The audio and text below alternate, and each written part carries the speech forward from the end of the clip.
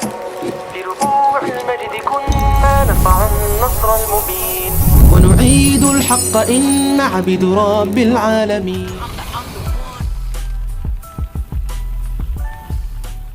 Okay, so today we have a very unique podcast here. We have some friends here. We were talking earlier to discuss the importance of the NBA and the greatest players of all time. That's what we're going to talk about. It has nothing to do with faith, nothing to do with religion, no discussion. But in all seriousness, I've been looking forward to this for a while.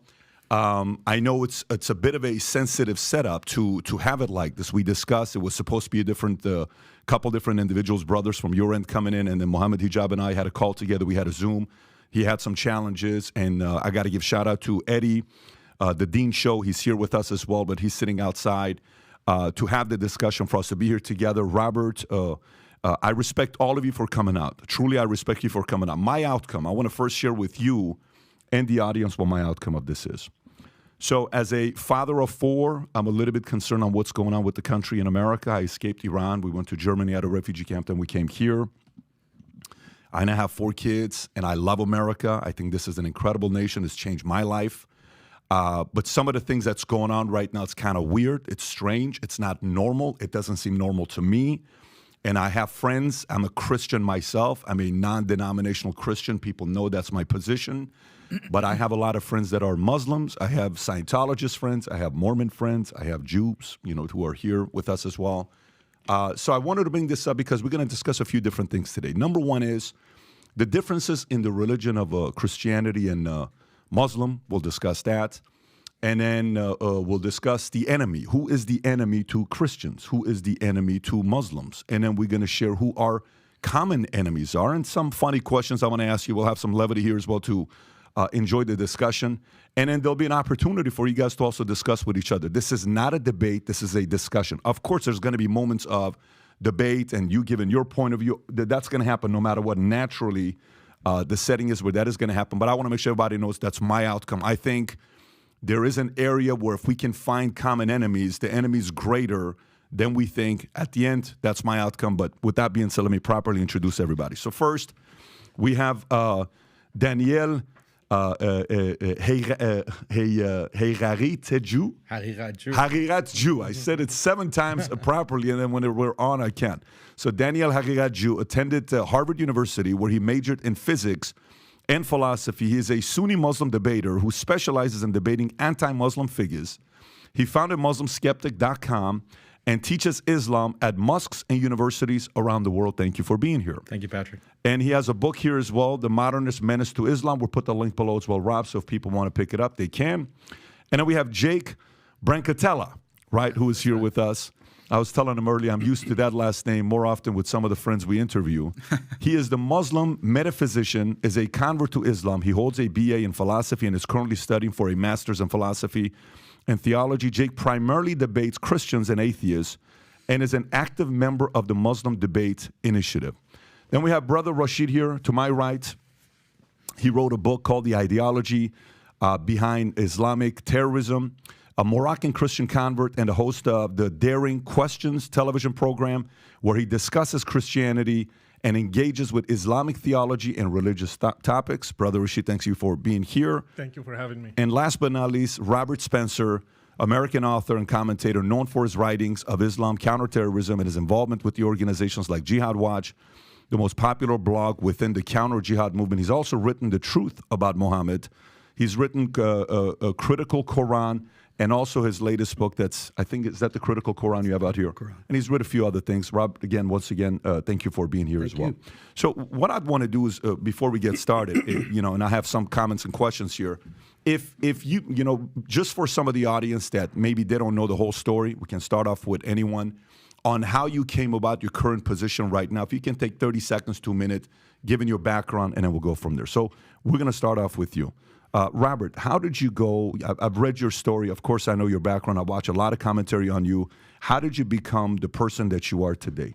Well, you know how one thing leads to another. And I was fascinated with Islam and the Islamic world from a very early age because my grandparents actually are from the Ottoman Empire. They were Greek Orthodox Christians in what is now Turkey. and were exiled during World War I for not converting to Islam. When I knew them, actually, my grandmother was the only person besides Barack Obama who said that who I knew, who said that the call to prayer, the Islamic call to prayer, was the most beautiful sound that she had ever heard. And she would tell me stories about growing up in Turkey and how wonderful it was and how beautiful the land was, how wonderful the people were, and so on. And so then I would ask the inevitable question. I was 5 years old or whatever. Well, then why are you here? Why did you leave? And then they would clam up and not tell me. So this just made me more interested. Started to study it, consulted with people, ended up consulting with some people in the 90s about these issues. And then after 9/11 was asked to write a book. And now I've written 27 books, mostly on this issue. And I watch you where you have a certain level of true 100% belief in what you're talking about. We'll get into that here in a minute. And I'm sure we'll get more about that. Brother Rashid, how about yourself?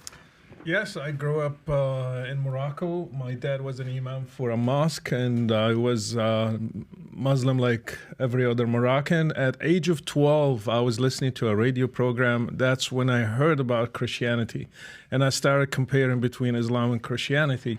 I was fascinated with the person of Jesus in the Gospels. And I was shocked with the life of Muhammad when I compared it to the life of Jesus. Then I converted at age of 16, 17. Then I had to leave my family, actually. They rejected me. I lived as a homeless for 2 years. And I had to live underground with the Moroccan church, the converts, until 2005, I had to flee the country. 2005, you have to flee the country. Yeah. Okay, and we'll get into your story as well a little bit more when topics come up. Jake, how about yourself? What's your story? What's your background? Yeah, so I was raised a Roman Catholic. My entire family is Roman Catholic up until today. I personally never really believed in the religion, primarily because the theology never really made much sense to me. As I grew older in my late teens and going into the university years, I naturally, the mind starts to think about the deeper questions in life. What's the purpose of life? Does God exist? What religion is true? And so I went on this search and eventually found the path of Islam, primarily because I believe that it's the only religion today that truly supports pure monotheism. I know that Christians, and maybe we'll get into this in the discussion, claim to be, but I found doctrines like the Trinity and incarnation to be completely incoherent and found problems with them. And the Islamic narrative of there being one and only true God that is worthy of worship and that he sent prophets and messengers with this consistent message throughout time was very inviting to me and fit with my natural disposition, and I became a Muslim in my early 20s about 10 years ago and been Muslim ever since. Fantastic. Thank you for that. Daniel, how about yourself? Yeah, my background is my parents came from Iran. They're both from Shiraz. I was born in the U.S. actually and was raised here in Houston, Texas. And I love my parents, and they raised me like an Iranian, had a strong Iranian Persian identity. As I was in high school and then college, I started to become more religious, like learning about my background from my grandparents, for example, from my dad. And I just became more religious, started practicing Islam. I became Sunni, so I'm from a Shia background. I became Sunni. And in college, I went to Harvard University. There was a lot of pressure on Muslims at that time because of like the war on terror, counterterrorism efforts. And there was this effort to liberalize Islam and to say that traditional Islam or the Quran or the Prophet Muhammad, peace be upon him, their teachings are not consistent with modern life, with modernism and liberal secularism. And this posed a conflict for me. Like, how do I reconcile a traditional Islam with liberalism, secularism, and these modern ideologies? So I went and studied philosophy, and I became critical of these ideologies like modern liberal secularism, humanism, atheism, these isms, and that's, the title of my book, basically, or a subtitle of my book, is critiquing these isms that I believe, and through my study, they're destroying humanity. Not just Islam, but just all of humanity is under threat from these isms that are destroying human society. I hope we can talk about that today. But I dedicated my career basically to promoting this message, teaching Islam, teaching how Islam solves many of the problems and difficulties that all people face in society, not just Muslims. I love that. Okay, thank you for that. Again, gentlemen, thank you for sharing your background. So let's get right into it. Robert, your challenge. What is your biggest challenge with the religion of Islam? What's your biggest challenge with it? You mean the biggest difficulty I see in it? I would say the biggest difficulty, because to me, I see it from a few different places, right? One, there's faith, meaning none of us have gone to heaven to see what heaven's going to look like. We're all taking a risk. All of us here are taking a risk. Either we're all going to be right, either we're all going to be wrong, or either one of us is going to be right, meaning one group's going to be right and the other's going to be wrong. But we don't know. That's faith, that's prayer. Of course, we've had great experiences in life to say, I had a connection with God. I had a moment with ... And then that's individual to us, right? So to me, it's faith, it's religion, it's enemies, it's common enemies. It's the challenges that's going on in the world, specifically with America as being, for the longest time, the greatest country in the world. What is affecting that? And then there's a few other things that we'll talk about into as well. So, but for me, it's more from the standpoint of when you've said you've read the Quran dozens of times. You've studied it, you've written about it, you've talked about it. Even I think the government used 2 of your books in 2011 that Wire talked about, right? I don't know what the 2 books were. I think one of them was about Prophet Muhammad, and So your background, you've been in this world. What is your biggest challenge and differences with the religion of Islam? Well, probably the main thing is the sanctification of violence and the idea that God will bless and even calls upon the believers to commit acts of violence under certain circumstances. Like Rashid here is an ex-Muslim, and so under Islamic law, as it's traditionally and classically formulated, he would be put to death. Muhammad said, anybody who changes his religion, kill him. And it's still the position of all of the schools of Islamic jurisprudence, Sunni and Shia, that the apostate should be put to death. Now, obviously, this is not something that means that every apostate has to always go around watching himself, because you have to have somebody who's willing to do that. But those who do it, they think, well, now I have done something that Allah has commanded, and He will bless me for doing it. And me, myself, because I was standing up for the freedom of speech, 2015, Pamela Geller and I put on in Texas a Muhammad art exhibit and cartoon contest. And it was actually, we featured a lot of classic Shiite Persian art depicting Muhammad, as well as contemporary art that was from a more critical standpoint. And a couple of jihadis came from Phoenix, key members, actually, of the Islamic Community Center of Phoenix. One of them was featured in a recruitment video for them, and they tried to kill us. And so I actually would be also under a death sentence just for drawing Muhammad and for sponsoring people who do, which I did not in order to cause gratuitous insult, but to defend the freedom of speech and freedom of expression, which is the foundation of any genuinely free society. Danny, what would you say to that? What's your response to that?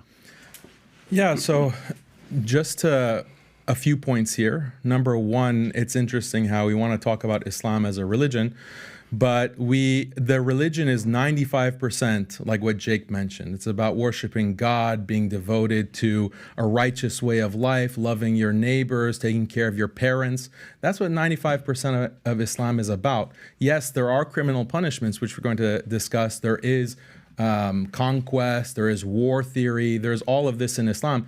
But it's interesting how when a conversation is about Islam, we focus on that 5% instead of the 95% of what Islam is about. We don't see this kind of double standard with like Christians. So if you have someone like Matt Walsh is a traditional Christian.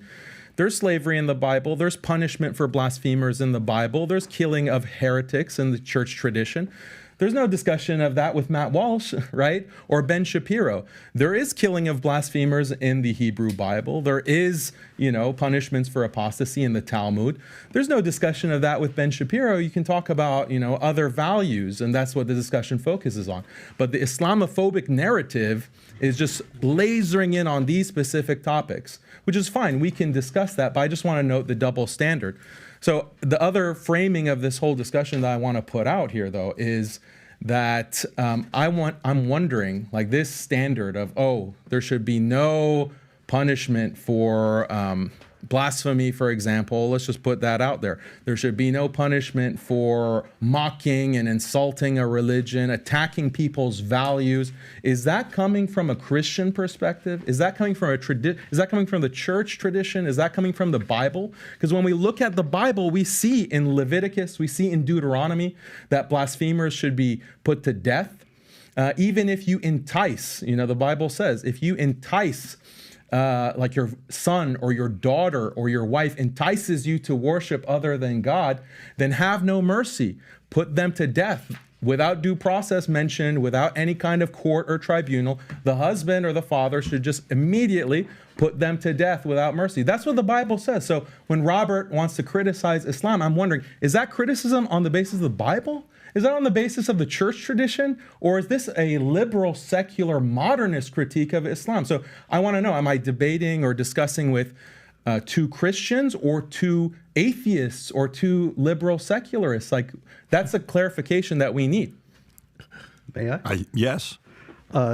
This is a very important clarification, and there are a couple of distinctions that have to be made. One is all of your examples from Christianity are from Old Testament law, which if you had studied Christianity, you would know there's no sect of Christianity, no school of Christian thought, no tradition within Christianity that holds that Old Testament law applies to Christians for all time. As a matter of fact, it never did apply.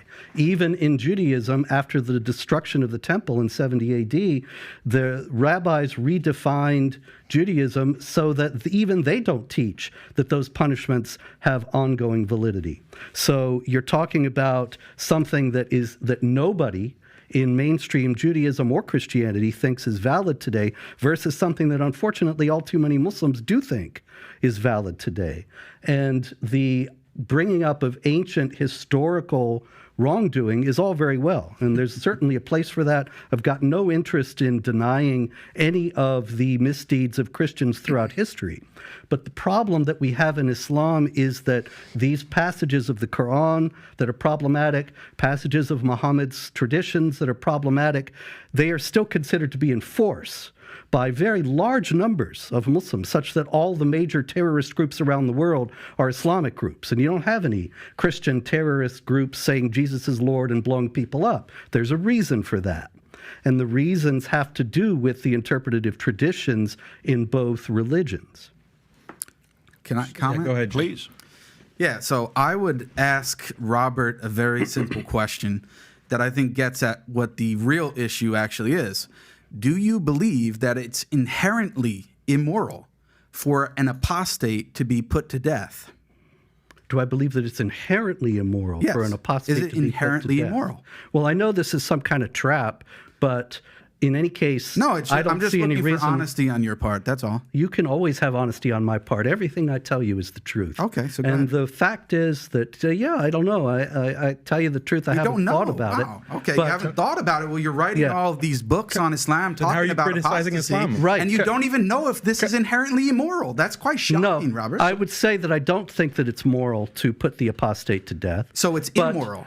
As it comes to my books about Islam, I'm just reporting on what Islamic clerics and the Islamic tradition teaches about passages like when Muhammad says if somebody changes his religion, kill him. So Yeah, but if you look, for example, in chapter 4, verse 89 of the Quran, in the critical Quran, where it says if they turn renegade, then come and kill them wherever you find them, then I give Islamic authorities who actually say that this should be done. And that is something people need to know. Now, whether you're talking about in the ideal society, you have apostates put to death, I don't think so, because I believe in the freedom of conscience and the idea that of the dignity of the human person, which is a Christian concept that's not in Islam.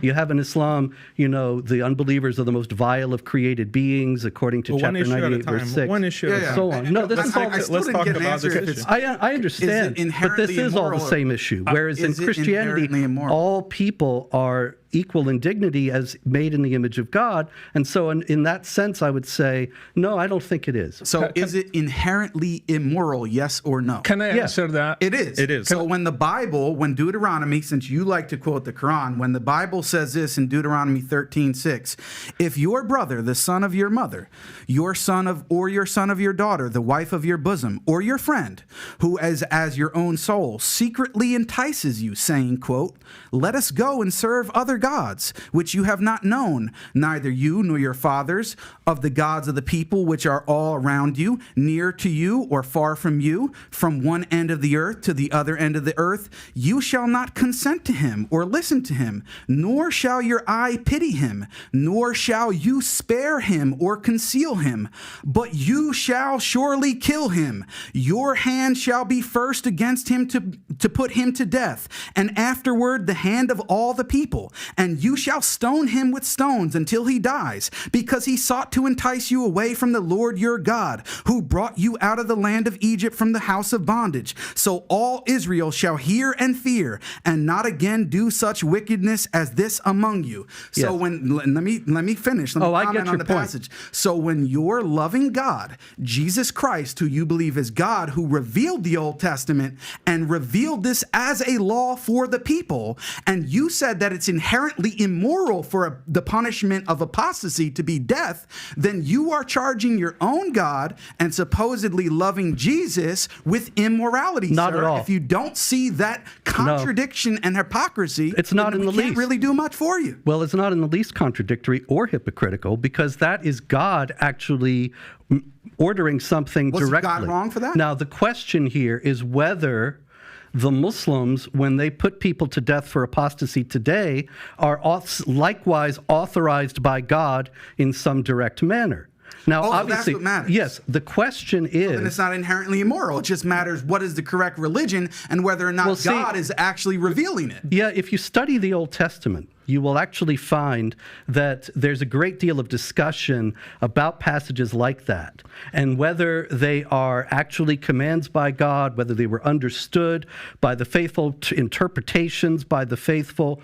The evolving understanding in the Old Testament and the New, and in Jewish and Christian tradition, is something that unfortunately is absent in Islam, such that in Jewish and Christian tradition you have the understanding of the dignity of the human person that ultimately made people realize that putting people to death for apostasy was not something that was acceptable. Yeah. But the idea that it was a localized command at some point or understood to be such, that is not the same thing as people nowadays thinking they are the executors of the wrath of Allah because Muhammad says if anybody changes his religion, kill him, and the Quran says that you can soothe your heart by fighting the unbelievers and so on. So Robert, can we hear from Brother Rashid for one? Brother Rashid, go for it. What's on your mind? Because this concerns me.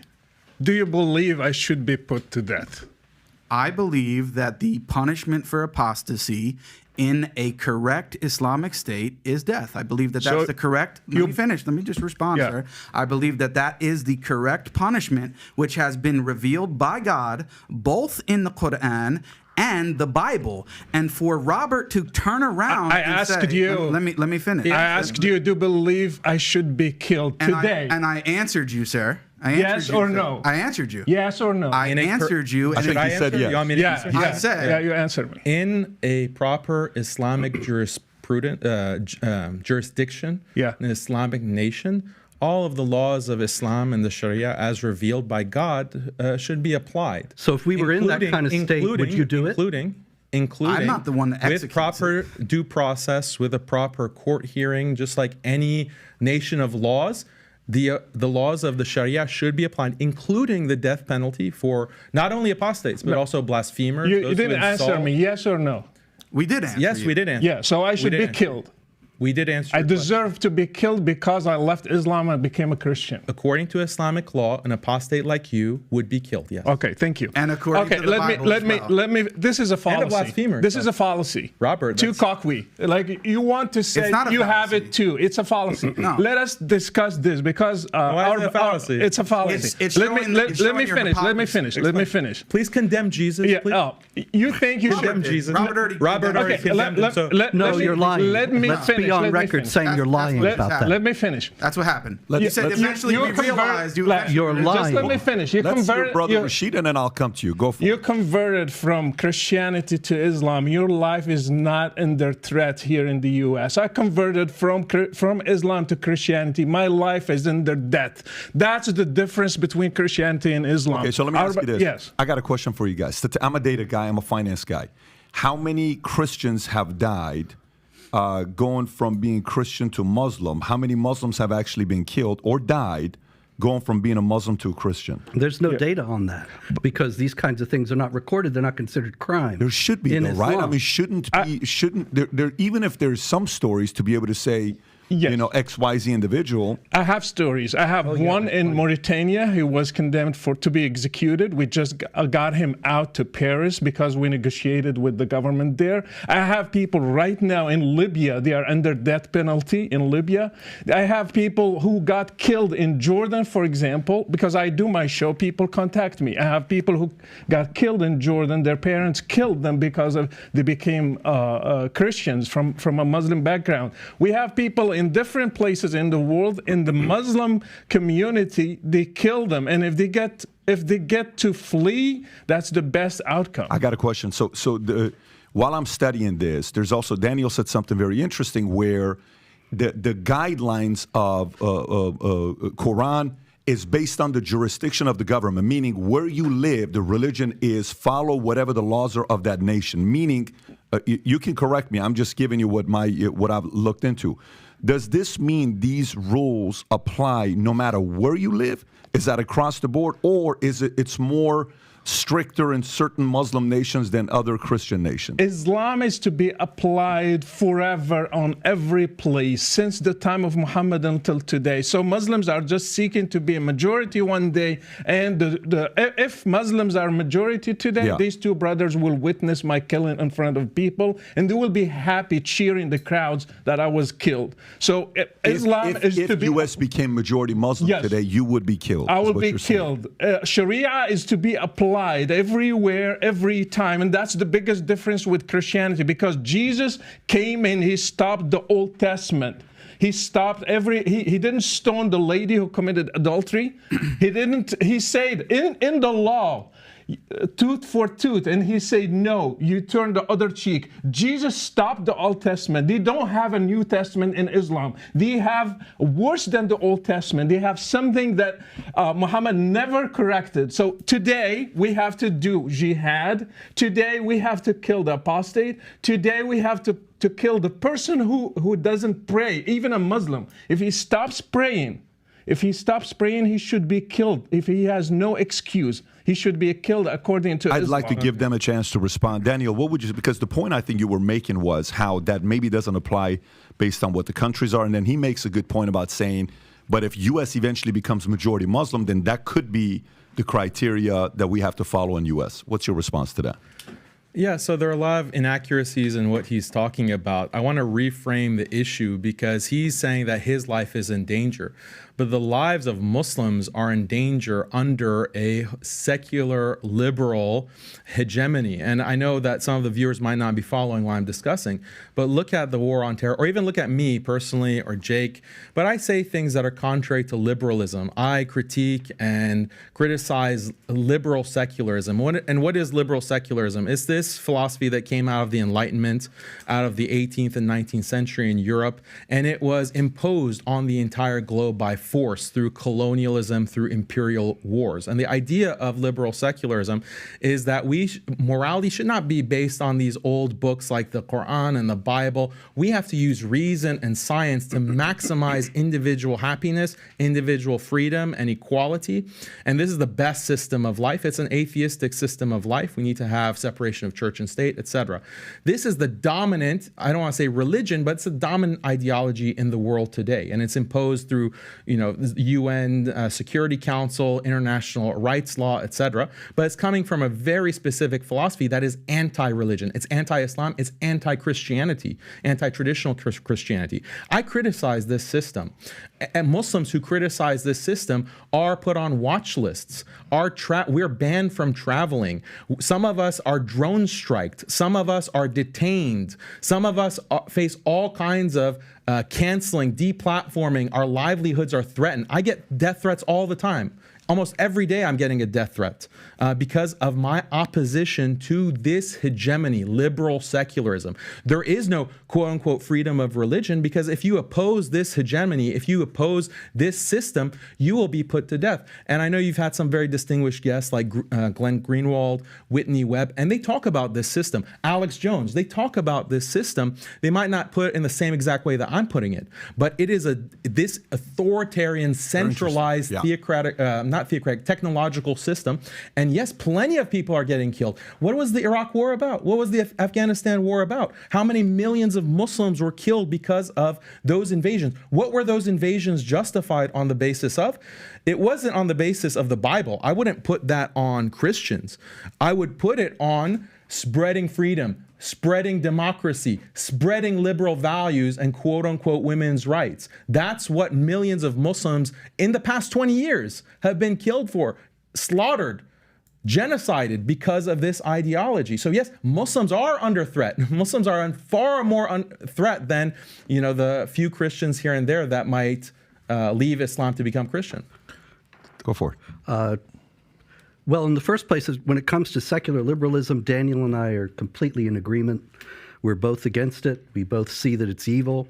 And in that sense, you were talking about working together, finding common ground. That is the common ground that we have.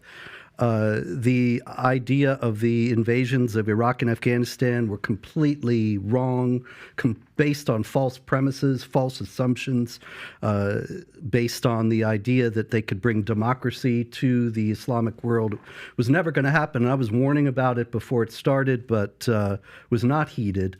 But the fact is that, and also when it comes to death threats, we could probably have a contest and see, but I get them many daily, mostly from Muslims, but not always. And the left is increasingly unhinged and out of control. But if Daniel is positing that Islam is somehow the alternative, then I would wonder, how is it that all the Muslim politicians in the United States, including an obvious publicly Sharia adherent one like Ilhan Omar and Rashida Tlaib as well, Keith Ellison, the Andre Carson, the publicly Muslim Quran adherent politicians, and yet they're all very far on the left, and they're aiding this secular liberal monster that Daniel so rightly opposes. And so it's hard to see how Islam can be the remedy when you don't even have a single politician of the Islamic faith who is standing against all that. Brother Rashid, what's your biggest criticism of, because you were a Muslim before and you converted. What was your biggest reasoning for doing so? My biggest reasoning, and I want to comment on a point that I forgot to comment last time. Our brother, he said the 5% of Islam we're focusing on. Right. If you have this glass of water and you have 95 for it is water, but 5% is poison, it's going to kill you. So this is exactly what we have with Islam. Yes, you can talk about God, you can talk about worshiping, but how about violence against people like me? How about violence against Christians and Jews? You are ordered to wage war against them. That's what happened to my ancestors in Morocco. Berbers, they were Christians, they were executed, they were enslaved. That's what happened to people in Egypt, in Iraq, in Syria, and even in Europe. How about that? How about people who, for example, against women, Islam against women? And women, we should note that they endorsed the death penalty for apostasy right here. Yeah. So let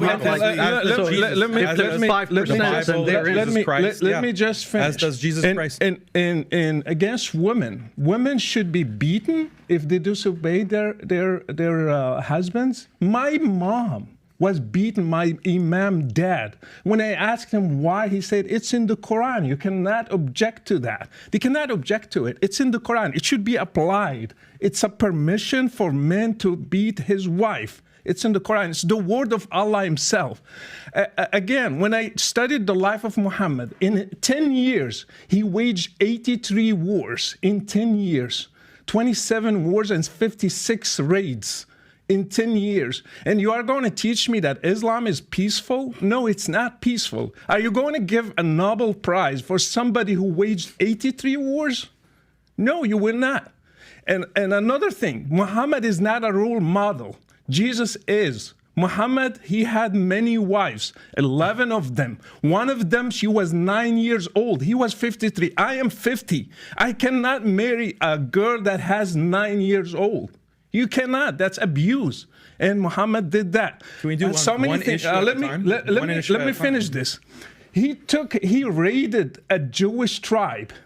He killed the whole family of a newly bride called Safiya. And he took her as a wife the same time he was returning to Medina. Would you put that as a role model for me today in the 21st century? He had another wife called Rihanna. My daughter, her name is Rihanna. I named her specifically for that. He took a Jewish wife, Rihanna, and he did sex with her. Not with her will. He did against their wills. All these ladies. Are you going to put him as a role model? You cannot compare Jesus with Muhammad. Jesus never killed a person. He never killed an apostate. He never waged a war. So he was a role model for me. That's why I loved Muhammad and I wanted to follow Jesus. They are going to keep trying, bring the Old Testament. Name one person that Jesus killed because he was an apostate. Judas, he gave him to the Jews and he never ordered his disciples to kill him. I have people who just criticized Muhammad once, and he ordered his disciples to go and kill him, even lying. His name is Ka'b ibn al-Ashraf. He's a Jewish guy. They killed him, they lied to him, they took him, and they killed him. He even encouraged a guy who was blind. He killed his wife. He had 2 kids, and he killed her. He came to the prayer, and he said, Muhammad praised the guy for killing his own wife just because she criticized Muhammad. So these are the rules that they want to apply today. If we criticize Muhammad, we should be killed. Like what happened with Charlie Hebdo. Do you think those people, they just killed the people who drew the caricature for Muhammad just because like that? No, because it's written in Islam that they should kill people who criticize Muhammad. So Islam is a big problem. Even the 5% can kill whole humanity. Can I have a response? Sure, please go for it, Jake. And I want to comment on what he said and also Robert's remark about us endorsing the punishment for apostasy. Yes, we do. Why? Because our claim is that we are actually faithful to our scriptures. You guys are not. You want to avoid the Old Testament, and I want to give you an analogy, Patrick, because you're a business guy. You have many businesses, okay? And you have policies that you have to put in place based on social interaction in the workplace and all that kind of stuff. Now, you may make amendments to those policies based on new data, new information, how things are actually going based on those things that you put in place. Now, when you do, right, and this is the analogy between the Old Testament and the New Testament, are you willing to say that, well, yeah, thinking to myself, yeah, Pat, yeah, you were wrong, actually, when you said it was okay to do such and such. That was actually wrong, and you then put in the correct one. With the Bible, the problem that you have is the same one that you want to talk about, the loving Jesus Christ himself, which we also adore and respect as a prophet, is the same one that you believe is God and revealed the Old Testament. And you can't get out of that. So when your God, Jesus, revealed at that specific time, as I just read the passage, and I can read you plenty more, where he says to kill babies in war. Is it okay to target infants in war and kill babies? Is that inherently immoral? The problem that you have is if you go on, and this is why the argument is so important, it's not a tu quoque just as a fallacious argument. It's checking for your consistency as a Christian, whether or not you're actually faithful to your own text and tradition. And the reality is you're not. Why? You have two options. If you condemn it as inherently immoral, then the whole Bible's gone. Because if you believe that those verses in the Bible were revealed by God, then you're saying that God is immoral. And on the other hand, if you say that it's not inherently immoral, but God changed the law at this time, then most of your arguments lose the force that they have against Islam, because you can no longer argue that it is inherently immoral to punish an apostate by death and all of the other things that you want to tack on. This is why it's so important. It's not a fallacious argument, and the reality is we want to stick to our text and our tradition, and for the most part, we would argue that the Christians have abandoned them in favor of secular, liberal, moral ideologies. Let me have Daniel respond, and then I'll come to you. Go for it. Yeah, so there are a lot of things that we need to respond to, because he's just listing every grievance that he has against Islam. Right. We have to take it step by step. But just on this point of violence, I think Jake makes really the crucial point. It's that Jesus, according to the Christian belief, Jesus is the God of the Old Testament. And he's the one who's commanding Moses, for example, to ethnically cleanse the Canaanites or the Amalekites or all of these other tribes, and to conduct conquests and war, to take girls as slaves, to take virgins as slaves. This is in the Old Testament, sure. So Christians have to deal with that moral problem. A lot of Christians, unfortunately, they just throw the Bible under the bus. And, how is that justified? But it's not just the Old Testament. It's also the New Testament. The New Testament also endorses slavery. The New Testament also has the book of Revelation, where Jesus is going to come, which, by the way, Muslims also believe that Jesus is the Messiah. He is the born of the Virgin Mary, and he's going to come as the Messiah to establish God's kingdom on earth. Muslims also accept and believe that, and we're anticipating that.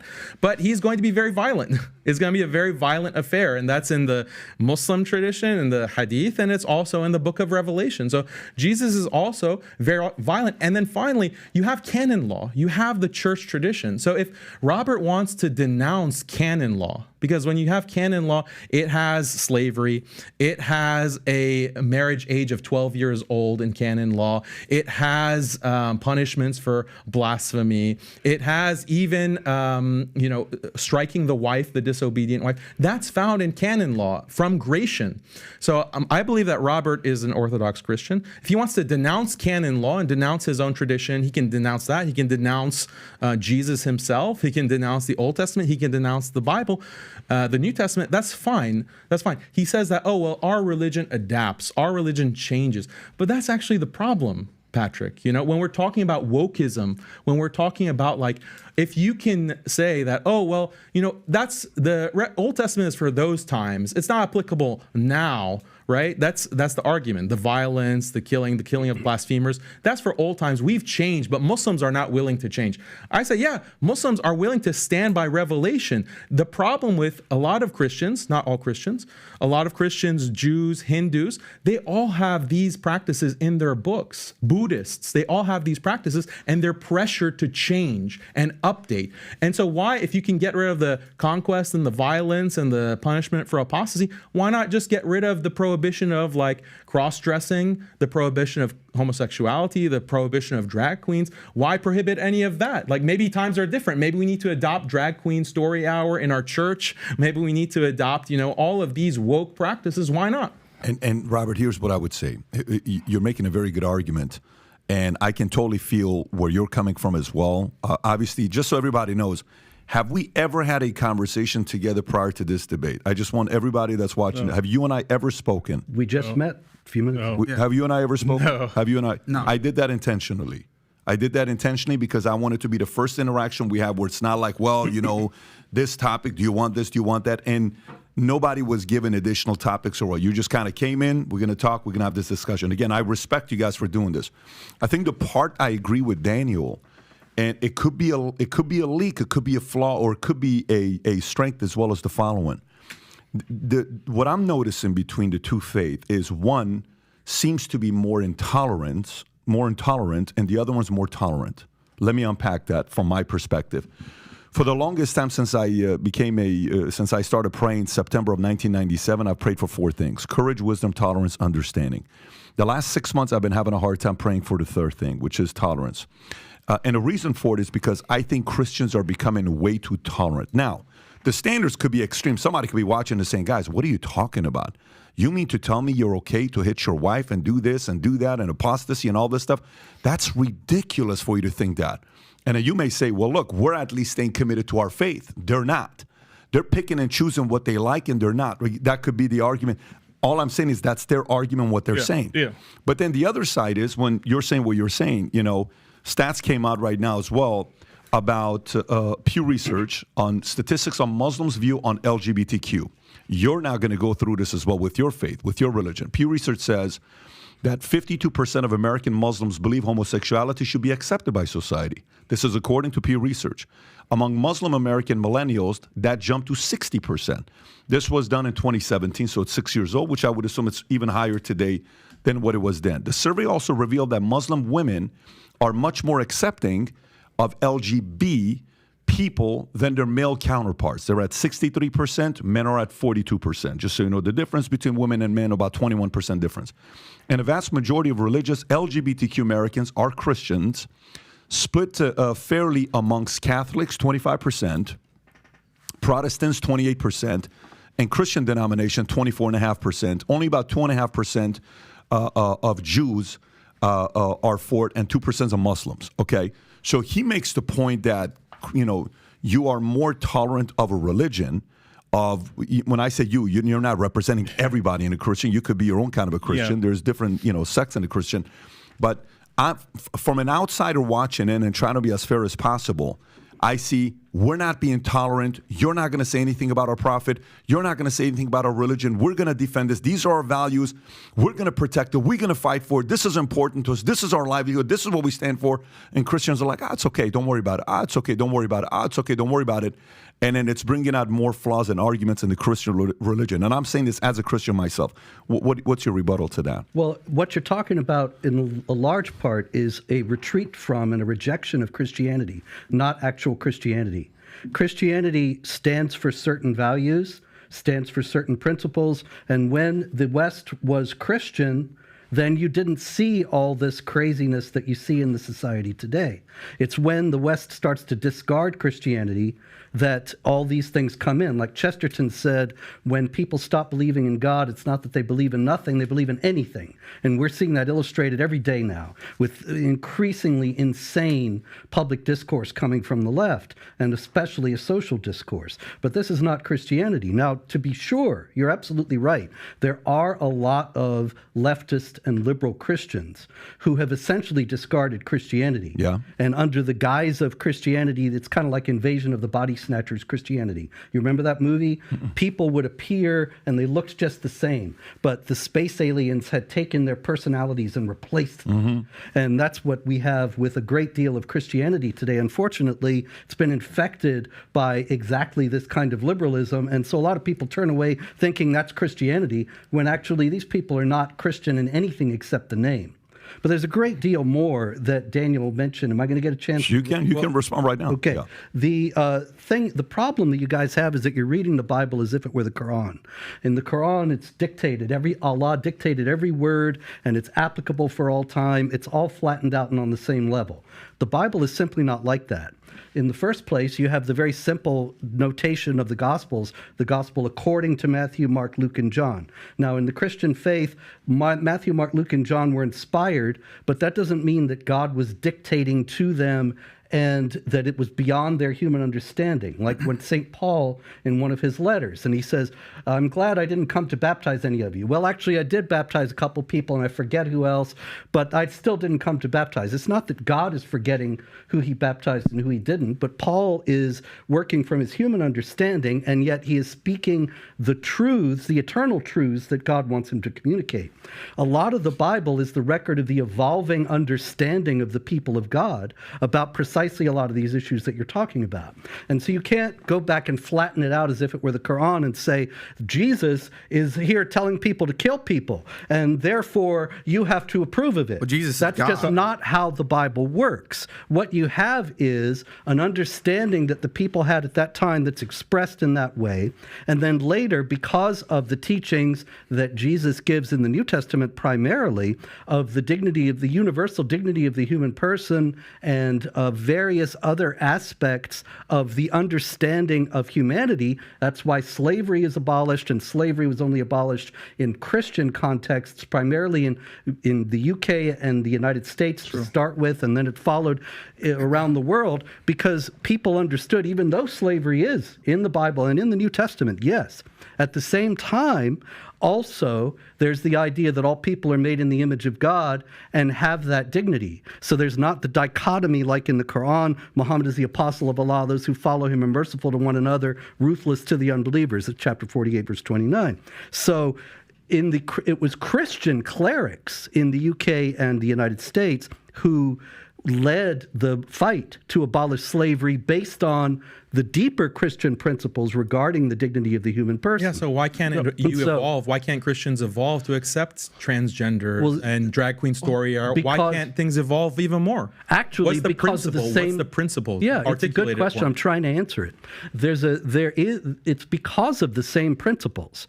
The idea of Human transgender, human dignity, and that means both physically and spiritually. And so you take the transgender business, that's a total rejection of trust in God and the idea that God knows what he's doing when he creates somebody male and female. And that's the first thing the Bible tells us about God, that he created the heavens and the earth and that's created not what human LGBT beings. Christians say. And well, sure. LGBT and that's Christians why they're say wrong. human dignity that male and means female, he accepting us created for who we are them. and being tolerant for who we are. Yes. That's what they claim. Well, that's you why we have heresies. A very clear-cut principle. We have heresies in Christianity, just like you do in Islam. No, but I want to understand, what is the principle that I was just telling you that if you have human dignity. You're talking over me, but I'm trying to explain it to you. Because you're not answering the question. No, I actually am answering the question, but you keep interrupting me and making it impossible for me to make my point. Give me the principle. So if you had the basic courtesy to be quiet for a second, then I will return it to you when you respond. Sure, go ahead. But the idea that when it says male and female, he created them, that's not just an incidental point, but that is fundamental to the human identity and to the nature of the person that has that dignity as being made in the image of God. And consequently, to say, oh no, God made a big mistake and I'm really a woman, that is a fundamental rejection of any kind of Christian principle. That's not what transgender said. Let me ask a question here for the point he made. I want to transition off this topic to the next topic. By the way, you know how the Constitution, we've had 27 amendments in the last however many years we've been around, right? Based on what he just said, my interpretation, what he said is the religion of Christianity has made many amendments over the years, okay? Somebody could interpret as the New Testament as a form of an amendment. You can push back. I'm just giving the audience, trying to see what the average audience may be thinking about. They may say, no, the Quran is the Quran is the Quran. We follow what was taught back in the days and we're sticking to it and there's no amendments. What's your rebuttal to that? Can I comment on this? Please, yes. You understand what I'm saying, right? You understand the question? I understand the question. First of all, they are talking about amendments. They have something in Islam called abrogation. It's like an amendment. God says something, and then he changes it. For example, he asked the question, was it moral to kill the apostate? I can ask him the same question. How about zawaj al-mut'a? Like you marry for, like it was practiced in Iran a lot. It's not inherently immoral. It's not inherently immoral. Why? We can answer it. Why it was stopped? Why Muhammad stopped it? If it was immoral. The difference. I'm just giving you an example. You asked us the question. No, I'll let you answer. I'll let you answer. In Christianity, Jesus came, he stopped so many things in the Old Testament. That's our principle. He stopped, for example, sacrifices. We don't sacrifice animals. He stopped the adulterers to be stoned. He stopped so many things, like tooth for tooth. He stopped that. So Jesus stopped so many things in the Old Testament. You don't accept that. That's your choice. For example, why his disciples never killed an apostate? Why his disciples never They didn't waged... have political power. As soon as Christians gained political power in the Roman Empire, they started doing these things. They didn't have the jurisdiction to do so. They didn't kill They were the anybody. minority. They weren't in power. As soon as Christians gained power within the Roman Empire, they applied the Old Testament laws, the New Testament laws. not true. It is codified in the canon law. Do you know? Are you familiar with the canon law? Yeah, I want to talk about that. Yeah, please explain the canon law. Brother Rashid, if you can get close to the mic so the audience can hear you. Jesus never waged a war. He never ordered one. There were other Jews who did kill Romans and who did kill people, zealots, the people called Ghayorun. So Jesus never ordered that. His disciples got killed, not waged war. They got killed. They never killed a person. Slavery, the Apostle Paul, he said, in Jesus there is no slave or free. And that's why the abolitionists, they started in the West. I have a question for you. You are benefiting from human rights and freedom of religion in the U.S., and you are trying to get us back to Sharia. For example, you converted from Christianity to Islam. Alhamdulillah. And you want to bring a law that kills the apostate. Do you want to be killed for converting from Christianity to Islam? Do you want that? Do you believe it's correct? Do you want it? Do you believe it's correct? So he doesn't answer the question. Do you want it? Give us the principle is the golden rule. Do not do to people what you don't want them to do to you. So you talk for a long time. Can I respond, please? Okay. Both of you keep running from the Old Testament and the argument that I've given. Jesus stopped it. We are not running. Jesus stopped it. We let you speak for a while, sir. Please let me talk, okay? Is Jesus God? Well, yes, the answer is yes. You do believe that.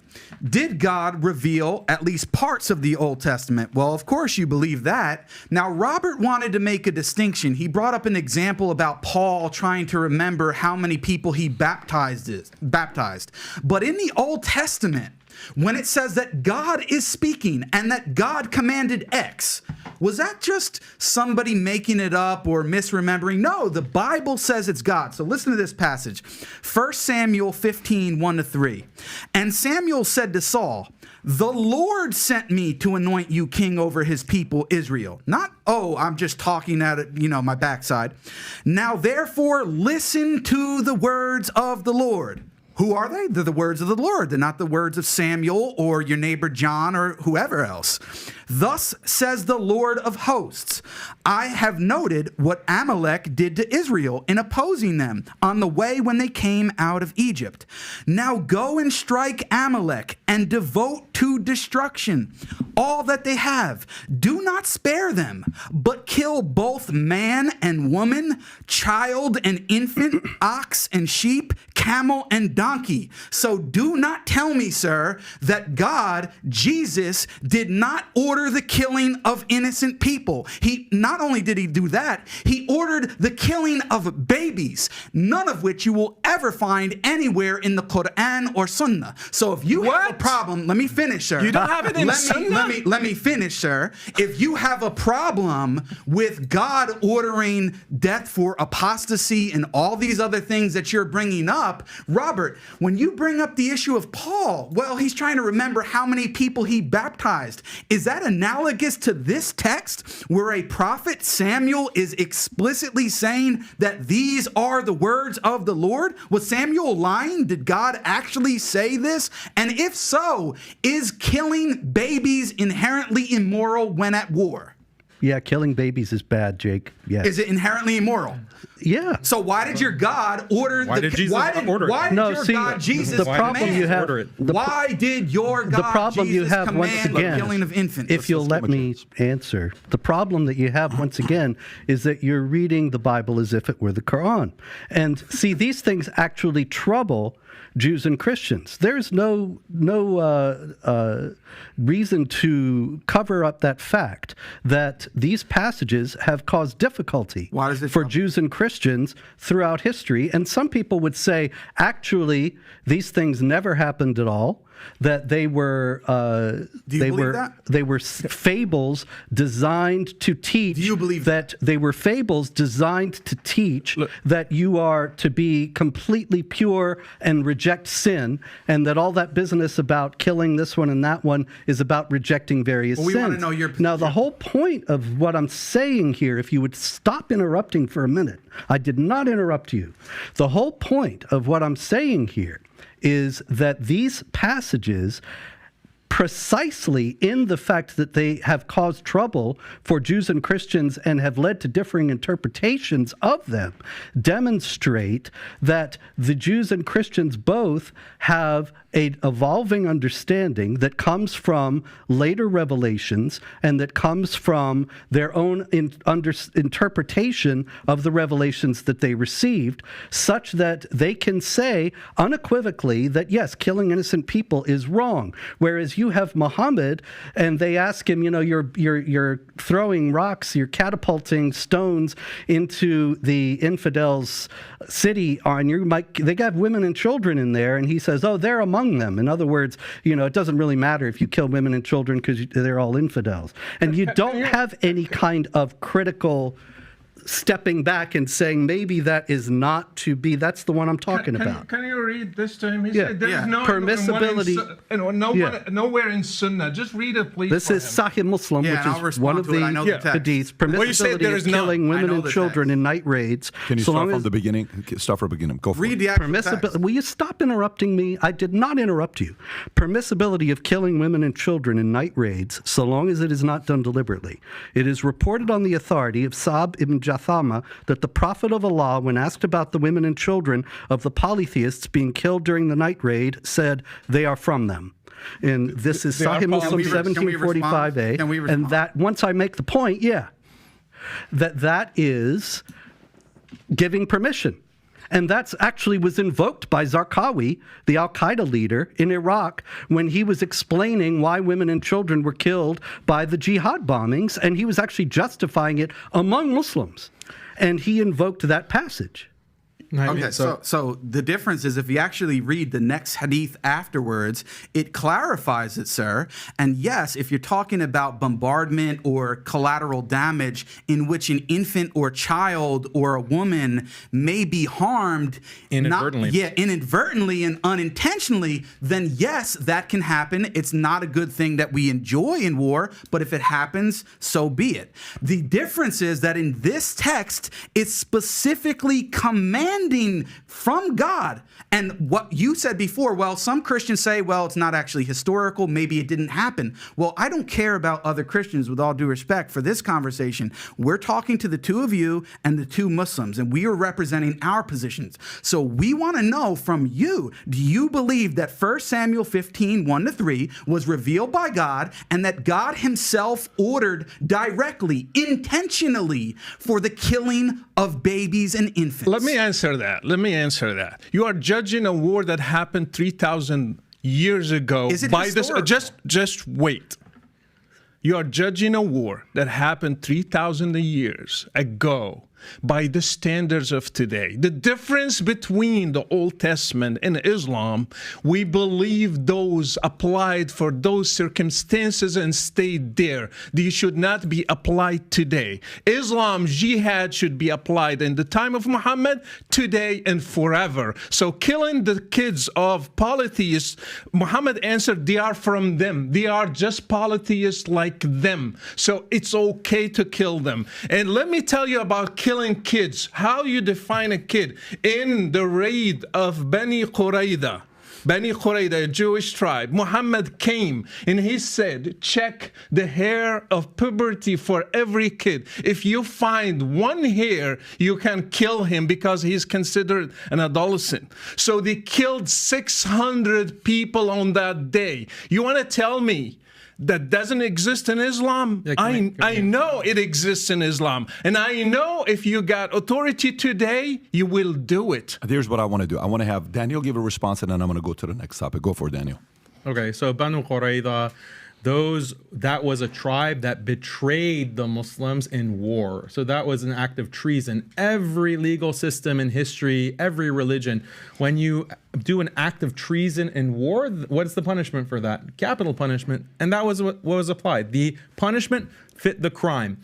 The point that Jake made is that the Prophet, peace be upon him, explicitly forbade the intentional killing of women and children in the hadith that you didn't mention. So this is dishonest. Exactly. You read one hadith from the book of jihad in Sahih Muslim, but you don't read the other hadith. Exactly. So that is dishonest on your part, sir. It's not.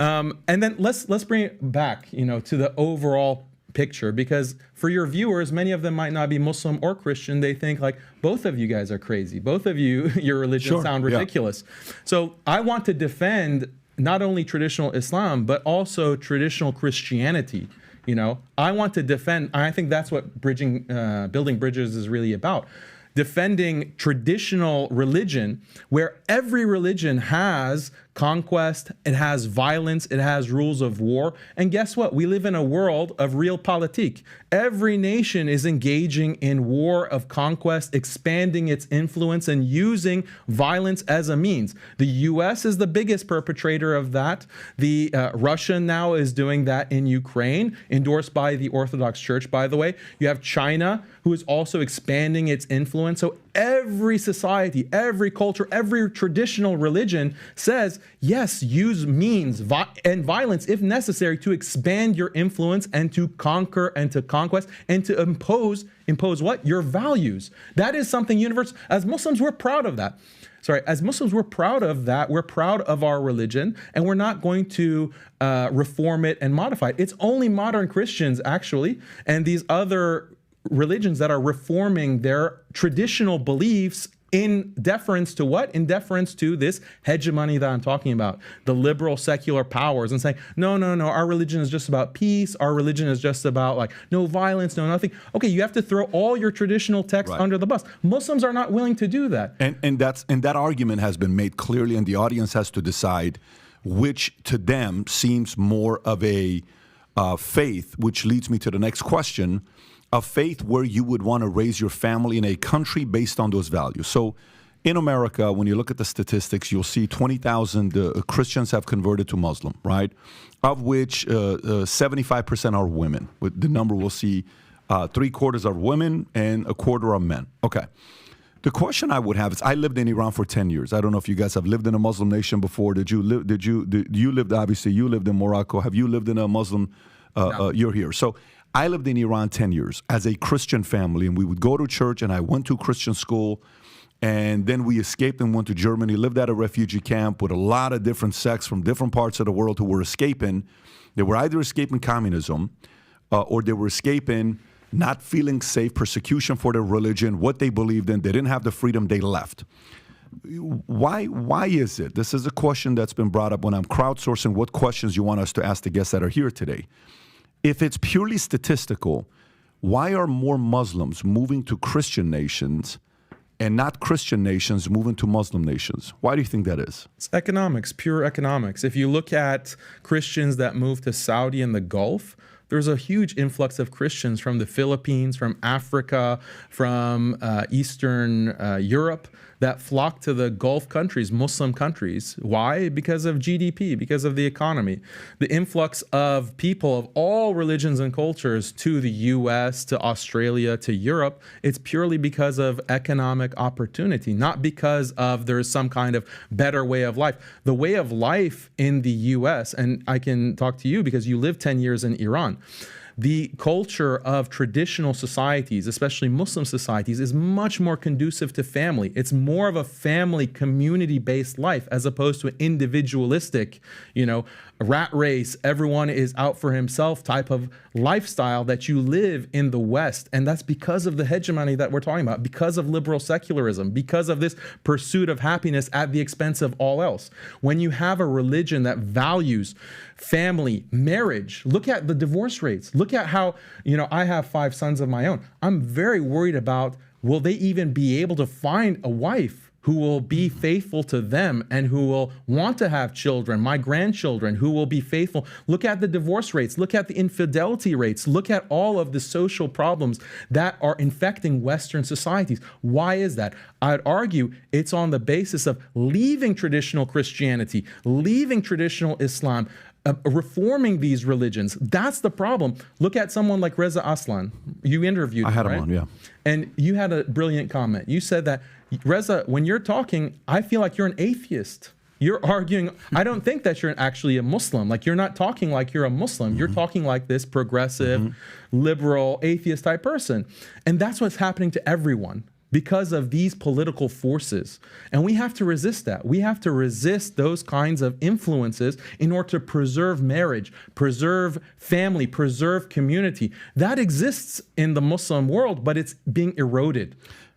So why are you still here? Why are you in America? Why don't you go to a Muslim nation? I would like to do that, but the thing is that the West has declared war on every traditional society.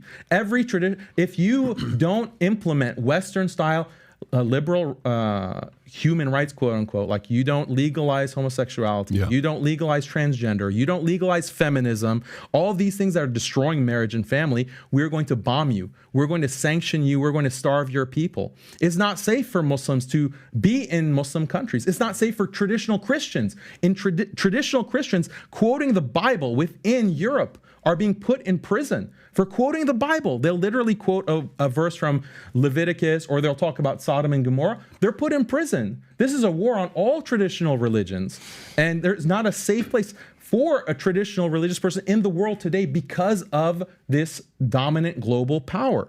So your argument is economy, capitalism, a capitalistic society. So then the question would be, why don't Muslim regions accept the principles of a capitalistic free society to be able to attract other Christians? Because when you hear some stories, but I got that. Brother Rashid, do you have a response to him on this question, specifically the question I'm asking?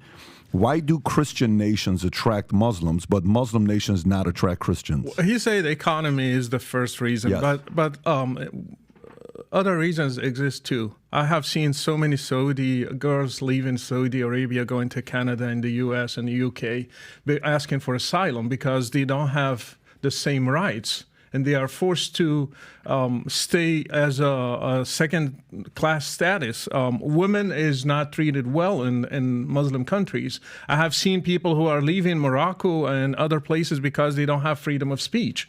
And if you say anything against Islam in Egypt or Morocco, or for me, for example, why I left Morocco. I love Morocco. I would love to live among my family, but I left not because of the economy. I was doing well, but because I don't have freedom of religion. And there are many countries that are like that. If you open the borders in Europe and the US, you have almost probably, I can't guess, but like probably 90% of Muslims will go to the West, not just because of money. It's because of other reasons. They are oppressed there. And our brothers, they have their solution to what will live is not what I am here. Of course, we have a problem in the West, but the solution they are given is worse than what we have today. For example, LGBTQ, whatever, they will kill them if we bring, let's say, let them govern with Islam today. They will throw them from a higher building. That's their punishment. I'm not with that. I'm not either this, the two extremes, either this or that. Islam is not going to give a solution. Why we have human rights in the West? Why everything we are enjoying today, it came from the West. For example, women's rights came from the West. Abolishing slavery came from the West.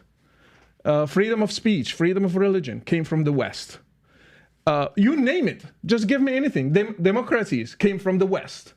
So they want us to live under an authoritarian system And you cannot even question it. And if you say anything against it, you will be condemned to death. For example, if I say Islam is not the right way to God, I cannot say that in a Muslim country. I will be punished for that. So we are enjoying freedom of speech, freedom of religion, democracy. We can say our opinion. We can have a podcast like that without a problem. Guess what? In Morocco, when I became a Christian, we met as Christians in closed doors. We couldn't sing.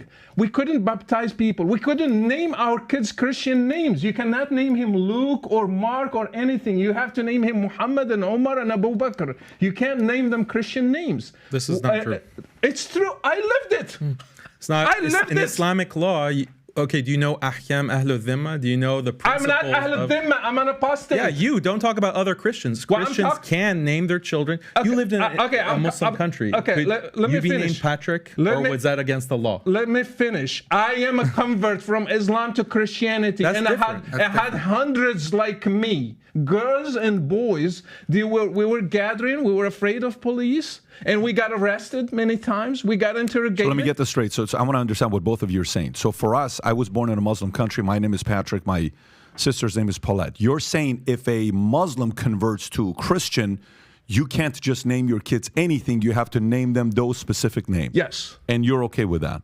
You think that's normal? I said something even more than that. I said that the punishment is death penalty. So forget it. That's what we talked about at the beginning, right? Apostles. Totally get it. So for you, it's not even your level for that is for somebody to go. But why is that? But that's not the treatment of all Christians. I totally get that. But why do you believe that? Why do you believe if a Muslim becomes a Christian is the death penalty? Why do you believe this is what I want to explain is that, first of all, this is found in every religion. It's found in every culture. The idea that you have to have punishments for defection, meaning that if you abandon the group, you are threatening the group. And that's why every business, every university, every society has community guidelines, for example. Yeah. If you violate the community guidelines, it's not called blasphemy, it's called a violation of community guidelines. You're expelled from that community, you face consequences. But it goes beyond that because you have restrictions on your speech. Right? We can't look at, this YouTube channel. I can't say certain things on this live stream. Otherwise, the video will be banned. Your channel will get in trouble. And then you can be prosecuted. You can face all kinds of consequences. Again, go back to your Glenn Greenwald interview, your interview with Whitney Webb. Look at the power structures that restrict speech. They restrict thought. Why? In order to preserve the power structure. Every religion has this. Traditional Christianity. That's why heretics were punished. That's why apostates were punished in Buddhism. Let me ask a follow up on that. Sure, so when you say to me, I've interviewed almost any of the major living mobsters. I've had them on the podcast before. I don't know if that's your stuff that you would watch, but I've interviewed a lot of them. Sammy DeBull, Michael Francis, a lot of these guys. Okay, so I can see you with your last name. Yes. Yeah.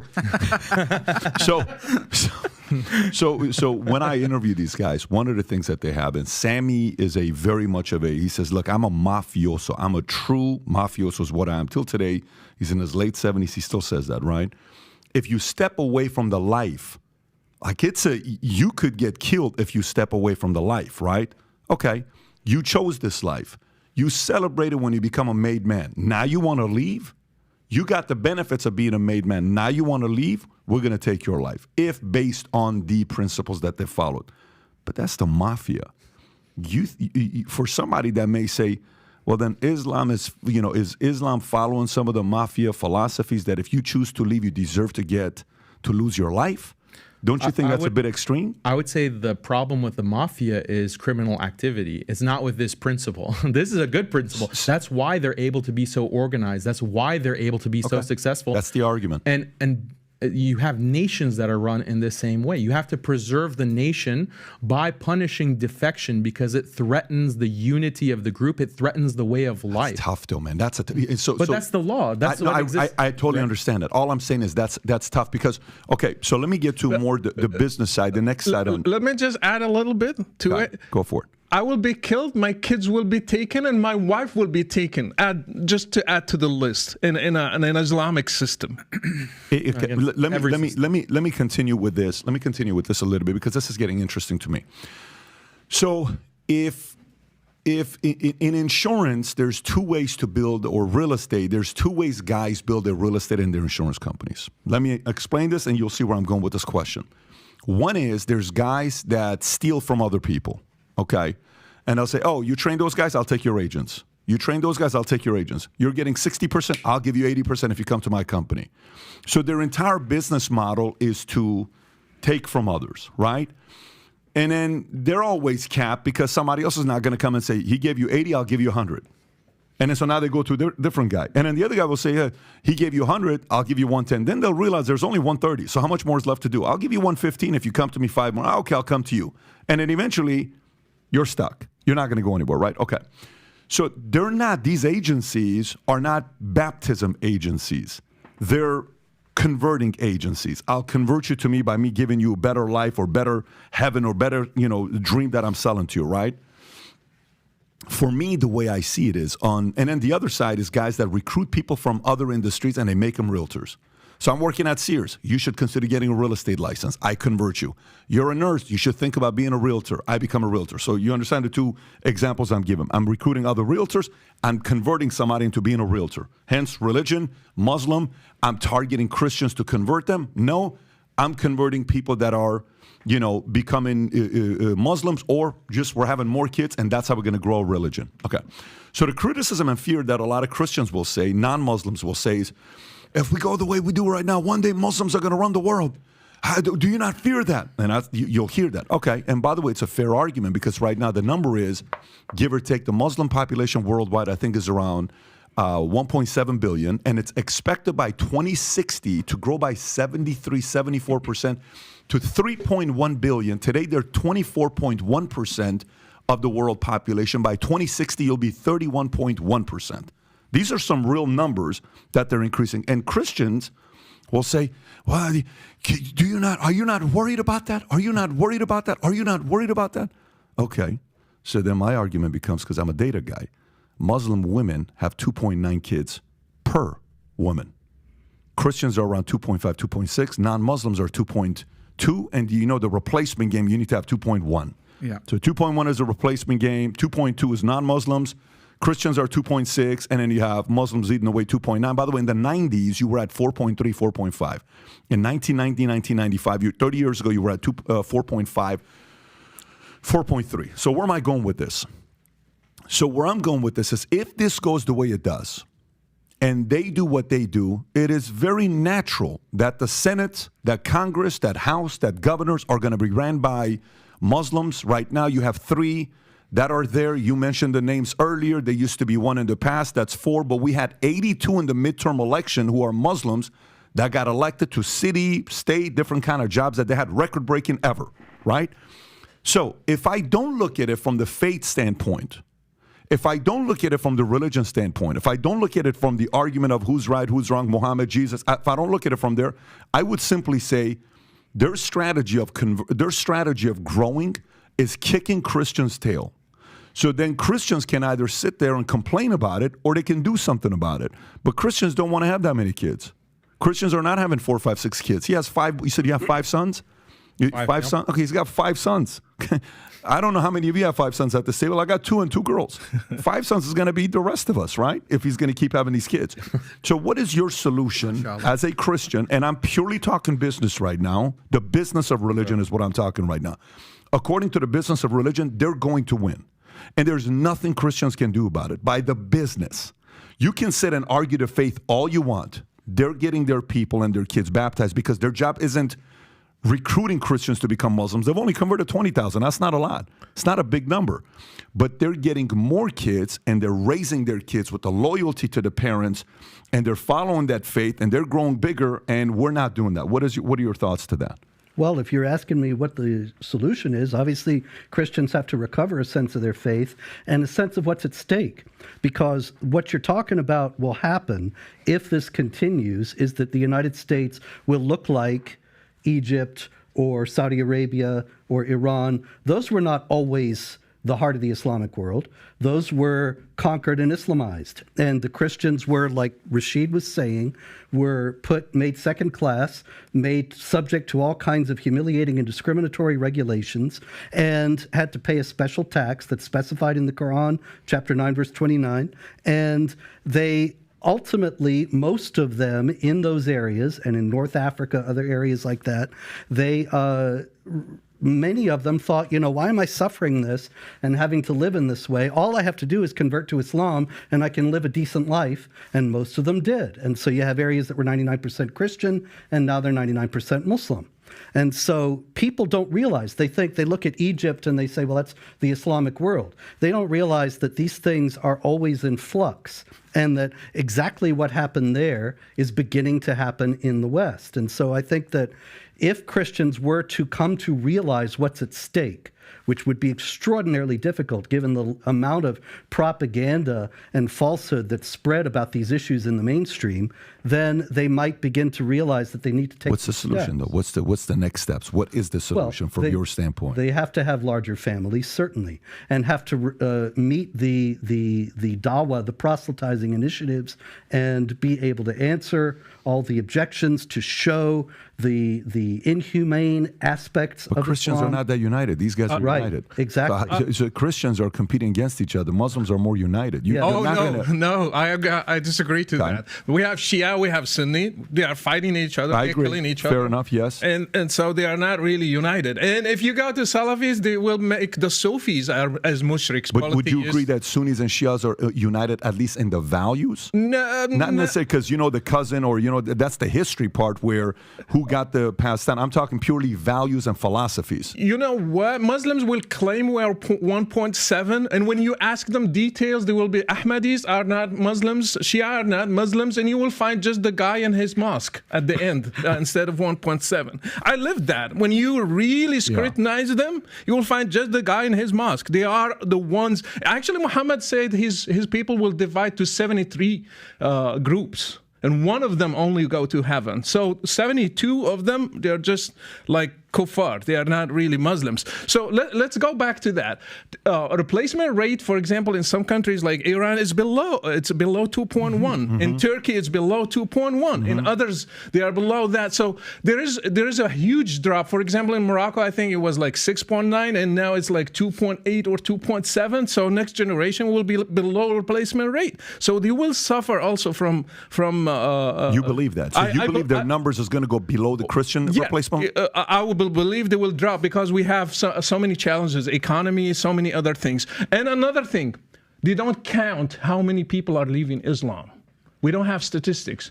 I have statistics, for example, people who write to me, according just to my show, from Morocco, from Algeria, from Iran, for example. So many people are leaving to atheism, to Christianity, to other worldviews. In Egypt, in Saudi Arabia, so they don't count that. I still count it as a Muslim in the 1.7. Yep. And many people like me. So if they give freedom and we do real surveys, we will have the number less. Another thing, what Islam is left? The West forced Muslims to abolish slavery, to not practice the real Islam, like amputing hands and feet and crucifying. They are now forcing them to have one wife. So Islam, the version of Islam in the Muslim world is not really what they are preaching. So what Muslims do we have? According to their standards, probably most of them are kafir. And not only that, it's because of the death penalty for apostasy that this is unreported. But also there was a survey, and people did answer the anonymous survey recently in Iran. Only 40% of the population identified as Muslim. Now that's extraordinary, and it shows how inhumane Sharia Islamic law is. Who ran that poll? Who? I don't remember who ran it, but it's easy to find. We can look it up Rob, here. Can you look it up? 1979 to now, we've had Islamic law in Iran, and now 60% of Iranians have rejected Islam. That's because they've lived it since 1979, and they realize how much they don't like it.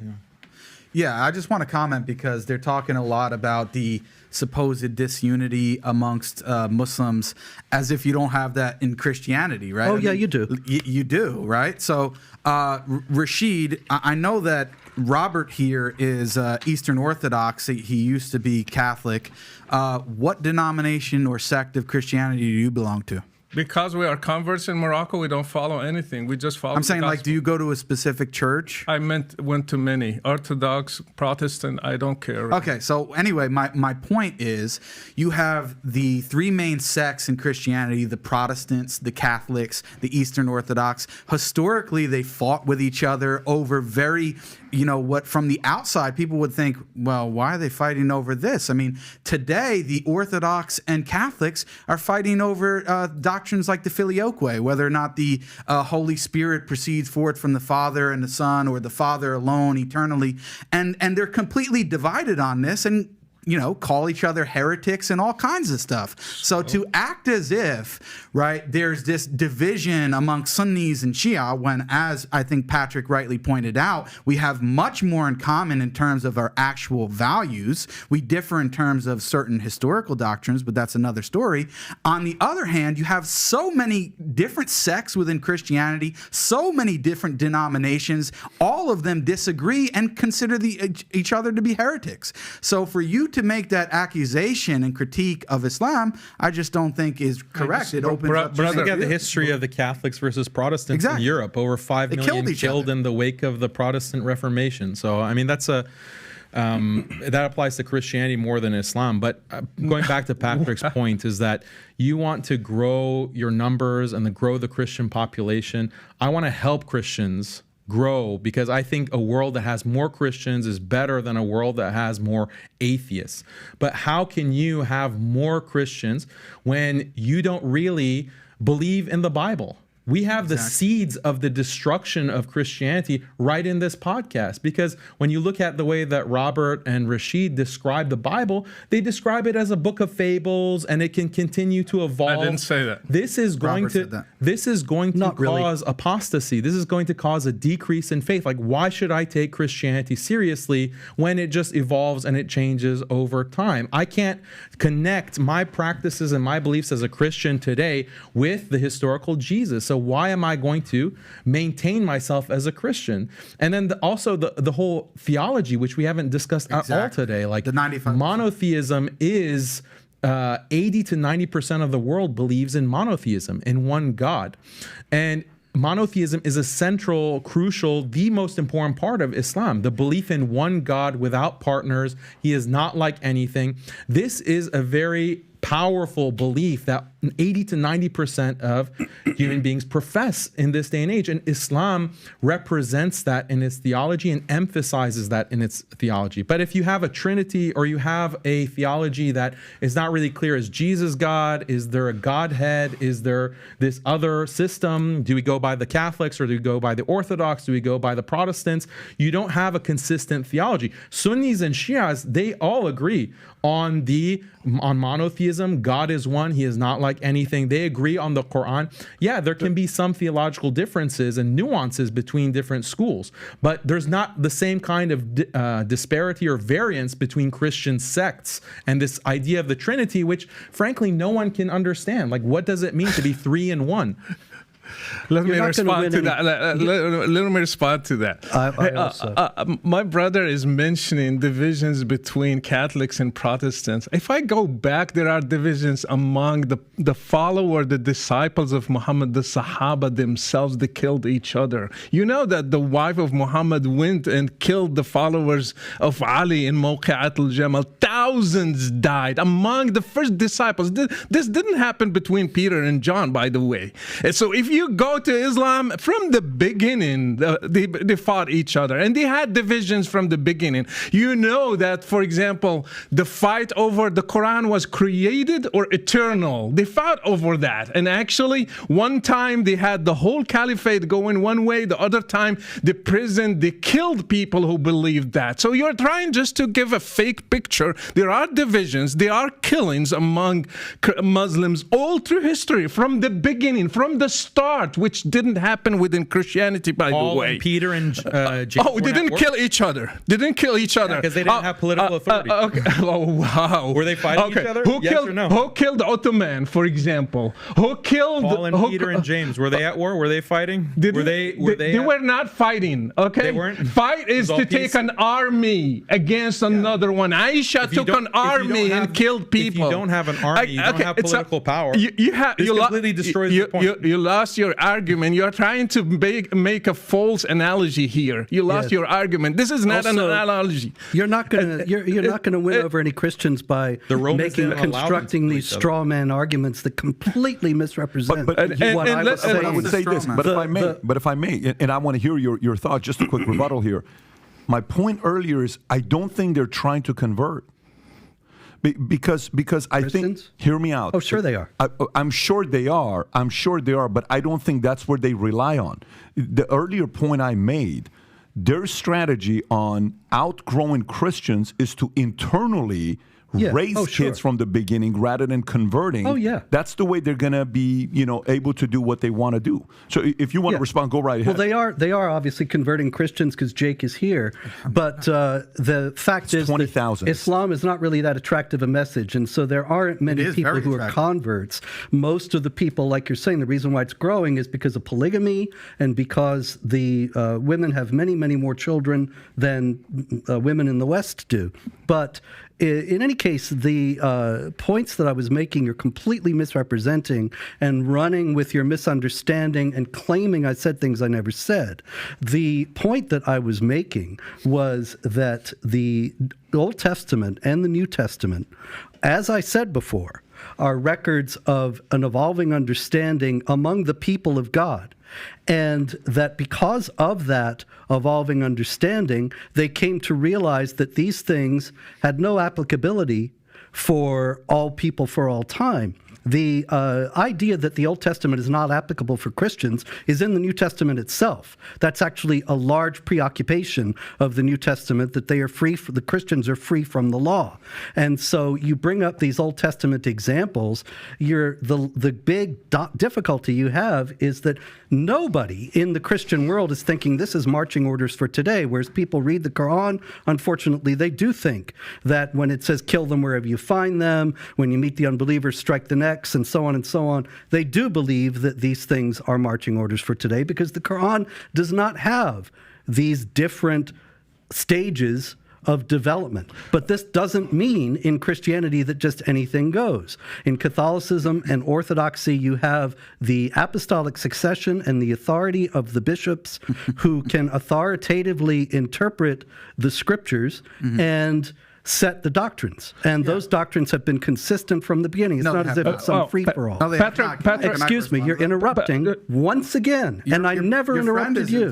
No, I'm asking a permission. Just a second. Okay. In Protestantism, you also have the at least ostensibly, a fidelity to the scripture, so that you can't just say anything goes and we're going to become LGBTQ now legitimately. Now, there are people who are doing this, and they are mostly in the Protestant purview because they don't have this authority that establishes various understandings of whether homosexuality is sinful or not, and so on. And so they can reinterpret these things, and that is a big problem. Nobody is interested in hiding any problems. But when you set up these straw man arguments and say, oh, Spencer said the Bible's fables and anything goes, you're just lying. I never said that. Okay. Oh, you did? I have a comment about statistics. Pew Research Center say Islam gains about as many converts as it loses in the U.S. So 0 at the end.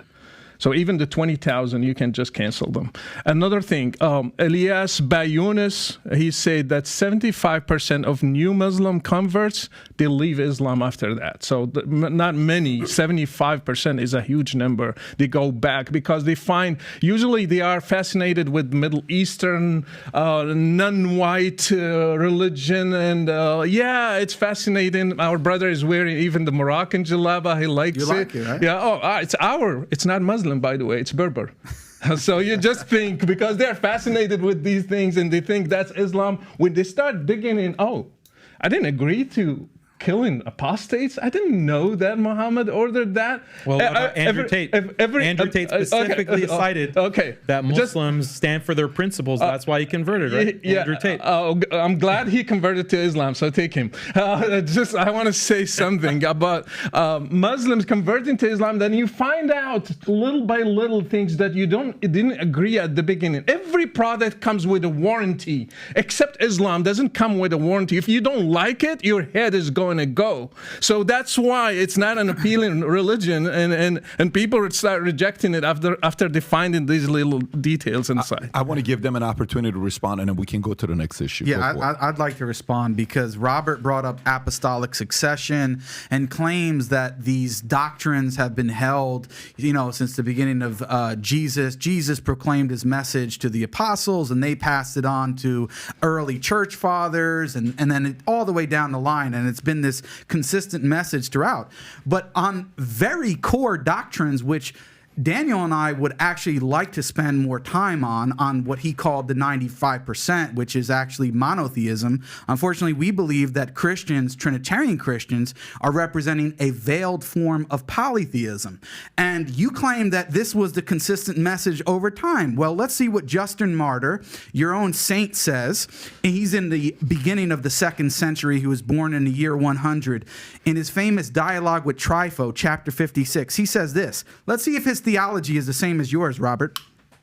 I shall attempt to persuade you, since you have understood the scriptures of the truth of what I say, that there is, and that there is said to be, another God and Lord, subject to the maker of all things, who is also called an angel, because he announces to men whatsoever the maker of all things, above whom there is no other God, wishes to announce them. So Justin Martyr says that Jesus is a second God, is another God, separate and distinct, and he is a lesser divinity. Now, John Baer, who I'm sure you would know is a famous Eastern Orthodox authority today, he comments on this passage, and he says this: as it is not God himself who thus appeared and spoke with man, the word of God who did all of these things, for Justin, quote, another God and Lord besides the maker of all, who is also called his angel, as he brings messages from the maker of all, above whom there is no other God. Then he says about this passage, the divinity of Jesus Christ, another God, is no longer that of the Father himself, but subordinate to it a lesser divinity. Now, that's just one example. Justin Martyr, who you would consider a saint, you may even pray to, as the Eastern Orthodox pray to dead saints, but the reality is that your theology, according to you, on the Trinity is actually more correct than the person that you're praying to. And I can go through a whole more list on key doctrines, like the doctrine of the incarnation, the atonement, and the Trinity itself, that the early church authorities like Justin Martyr, Irenaeus, Tertullian, and on up until the 4th century never preached the doctrine of the Trinity, sir. So when you make the claim that your message has been consistent without, well, we see in the very beginnings on the fundamental point of who God is, you did not have the same doctrine. It took to get to the 4th century, and that's why Christianity, because at its very beginning was very comfortable with development. Oh, who is God? Is a man God? Is he God and man at the same time? So if you can have those sorts of developments, of course you can have developments about how laws are applied and whether or not we should be celebrating LGBTQ and all of that. That's your history, sir. Not at all. Actually, no. The difference is that when it comes to LGBTQ, it's very clear that homosexuality is immoral, and that this is the consistent teaching of all the Christian groups up until quite recently. And so the ones that have changed that have departed from the faith. And you cannot have a development that contradicts what went before. The developments happen harmoniously. At the beginning of the church, there was a great deal of difficulty in understanding exactly how it was that God had become man. And so you have people trying to formulate it. And Justin Martyr tries to formulate it, and he does so erroneously. You have some assumption, probably coming from Islam, that the saints are infallible, and actually that's not the case. And so you want to quote me fathers of the church from before Nicaea all you want. The fact is that the Trinity was formulated at the Council of Nicaea in 325, and there isn't anything that was taught by the authorities in the church. Justin Martyr was a great saint, but he was not one who was formulating the doctrine and charged with the responsibility to give us what the teaching of the Christian faith is. The Ecumenical Council had that authority, and they formulated it in this way. Now, does this mean that Justin Martyr is a heretic? No, because he comes before that. This Was is he wrong? no, because he was wrong. Yeah, absolutely. So when he said he's another God, he was wrong. There's only one God. Right. We He said are there's actually another God, a monotheists. lesser I know that divinity. that Islam teaches that everybody else is a polytheist. I think you are Well, we're not.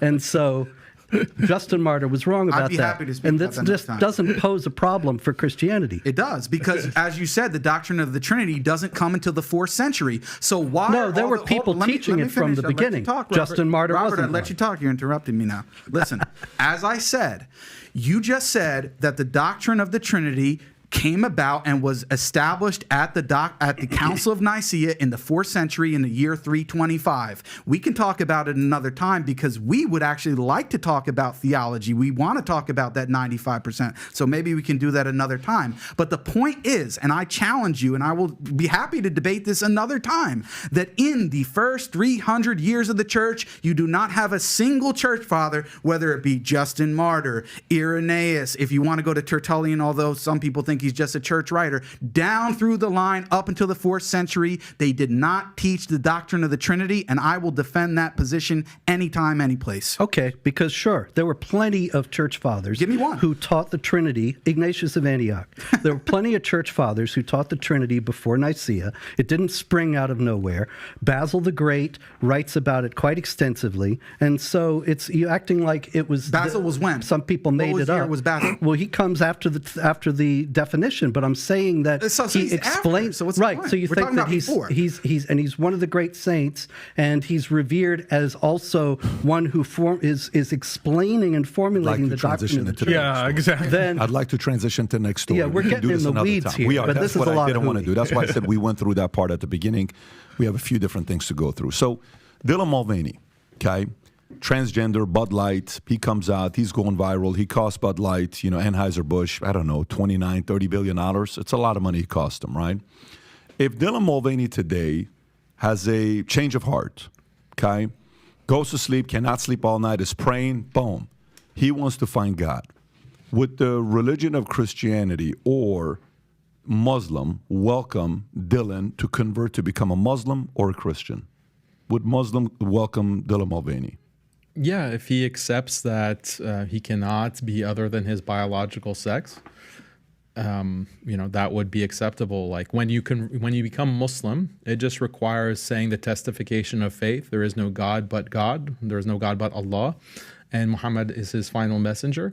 Then you become Muslim, and that wipes away everything that you've done previously. You start with a completely clean slate.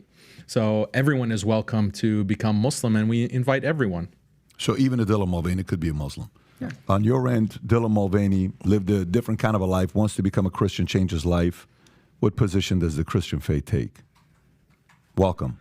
yeah, anybody can repent and become a Christian. Actually, Christianity is for sinners, people who admit their sins and want to follow Jesus so he can live a better life and has his life changed. And that's what happened to me and happens to millions. Well, in case he's watching, you have two choices now, Dylan. Choose which direction you want to go, okay? But I wanted agree. to clarify that for him. I agree with Daniel. Yeah. He needs to admit he's a guy.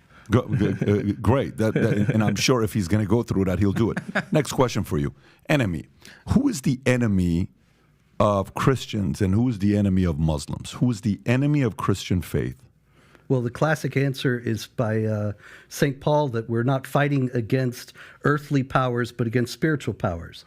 And ultimately, there's a spiritual aspect to everything that an individual experiences in his life. Most of the time, they're not aware of it. But there are evil forces that try to lead people to do evil acts.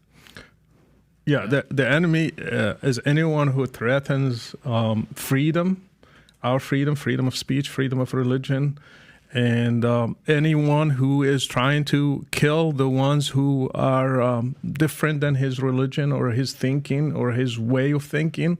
So any worldview that will threaten my freedom, my way of life, my way of changing, choose today to be a Christian, tomorrow a Jew, tomorrow an atheist, anything that will threaten that my choices and will force me just to follow one way, I will consider it an enemy.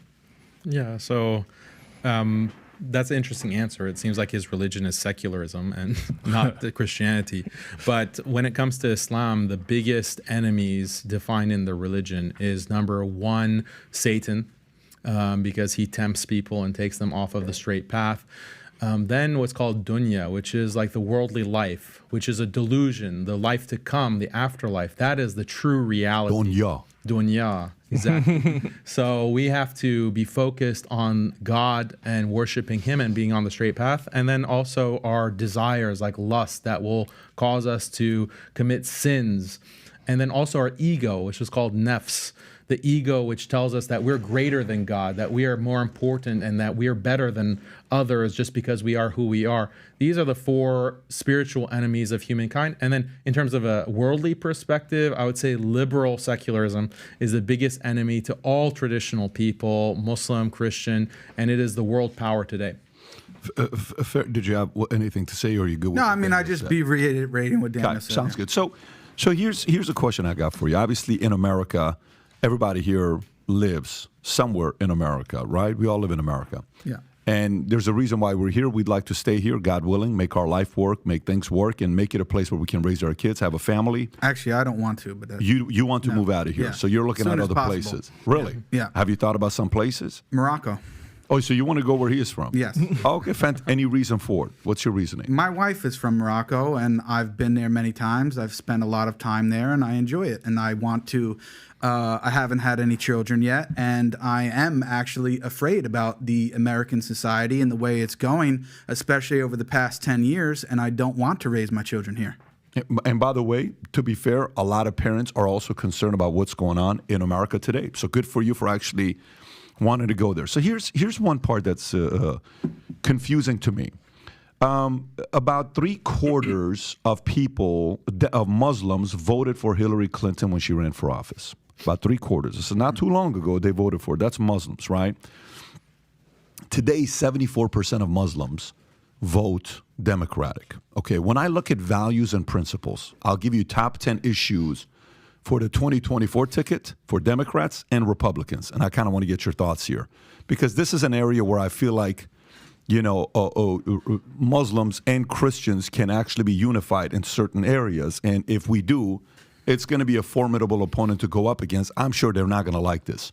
So 10 most important issues for Democrats in 2024. Number 1, climate change and environmental policy. Number 2, healthcare. 3, Black Lives Matter, police reform, things like that. 4, economic inequality. 5, voting rights. 6, education, then gun control, foreign policy, national security, labor rights, and jobs, okay? The left is more pro-LGBTQ, that being taught in schools. It's things that they're open to the idea. What's wrong with that? Let them learn at an early age, et cetera, et cetera. On the right, Republicans, economic policy and taxation, number 1. Number 2, conservative judiciary, okay? So Supreme Court, having conservatives being conservative, Supreme Court being conservative. Mm-hmm. Immigration, border security. 4, Second Amendment rights. National security and defense. Social and cultural issues like abortion, religious freedom, opposition to certain aspects of the cultural wars, etc., race, critical race theory, LGBTQ, some of the focal points. 7, election integrity. 8, state rights and federalism. 9, energy and environmental policy. And 10, being healthcare. So Dems, healthcare, number 2, Republicans, 10. When I talk to a lot of Muslims, the values and the way they raise their kids and their families, I don't see any of it that would match much of what the left is presenting. Why do so many Muslims vote Democratic? Well, it happened after Bush. It happened after Bush basically pushed through this Patriot Act, which criminalized so many Muslims just for their beliefs. So many imams were deported, so many imams in America, like American imams, just based on technicalities. So many imams were put under investigation, put on watch list, no-fly list, which was expanded under Obama, actually.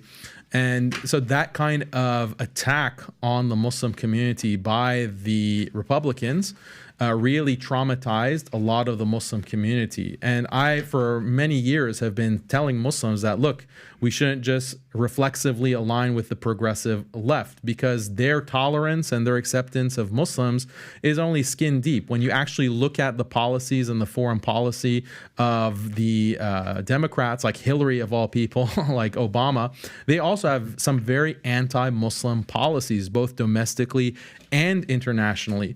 And we have to look beyond the niceties, like Joe Biden will come on and say, you know, inshallah, or Ramadan Mubarak, and maybe a Republican won't do that. So just because he gives you that nicety, you're going to like bow to that political party? That makes no sense. We should not align with one particular party. We should maintain our independence, and others should cater to the Muslim community as a voting bloc, as opposed to us giving our allegiance to one side reflexively in the way that has been done in the past 10, 15 years.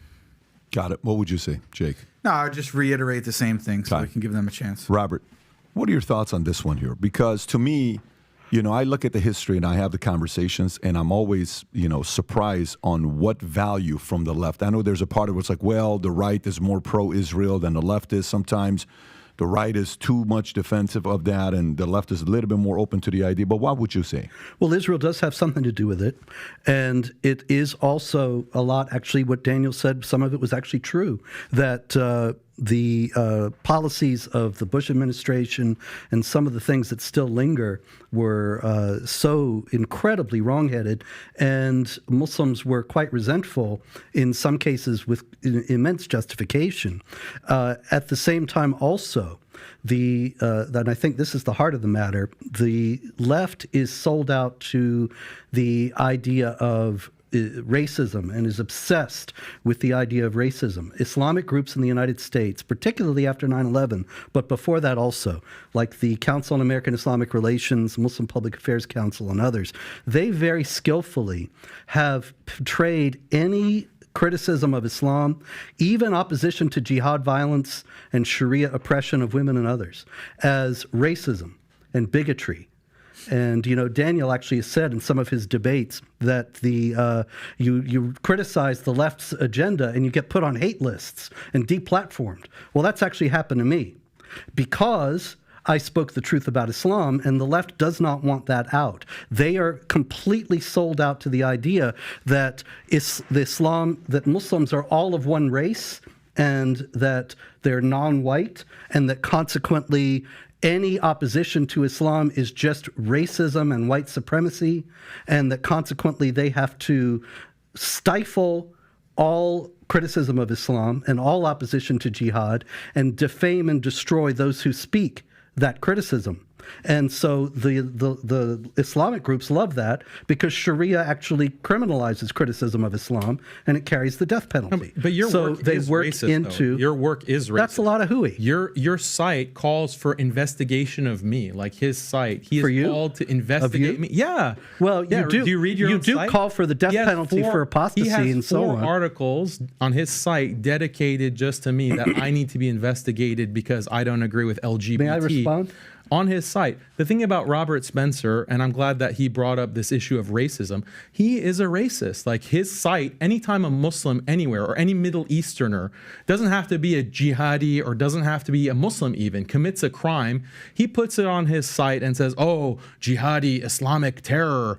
And he creates this fear-mongering against immigrants. And imagine if you had a site dedicated to whenever a Jewish person committed a crime, you say, oh, Judaic violence, violence and you called your site Jew Watch, or anytime a black person committed a crime, say, oh, Black Watch, this is black terror, this is black crime. That's what he does to Muslims, and he's had a long career of this. He was involved in the same counterterrorism work with the Republicans that he's now decrying and saying, oh yeah, I disagree with that. You were a part of that effort. You were a part of those administrations. Daniel, you're lying. Them. You're lying again. I did advise the FBI when I was invited. I advised the FBI and military groups, CIA a couple times.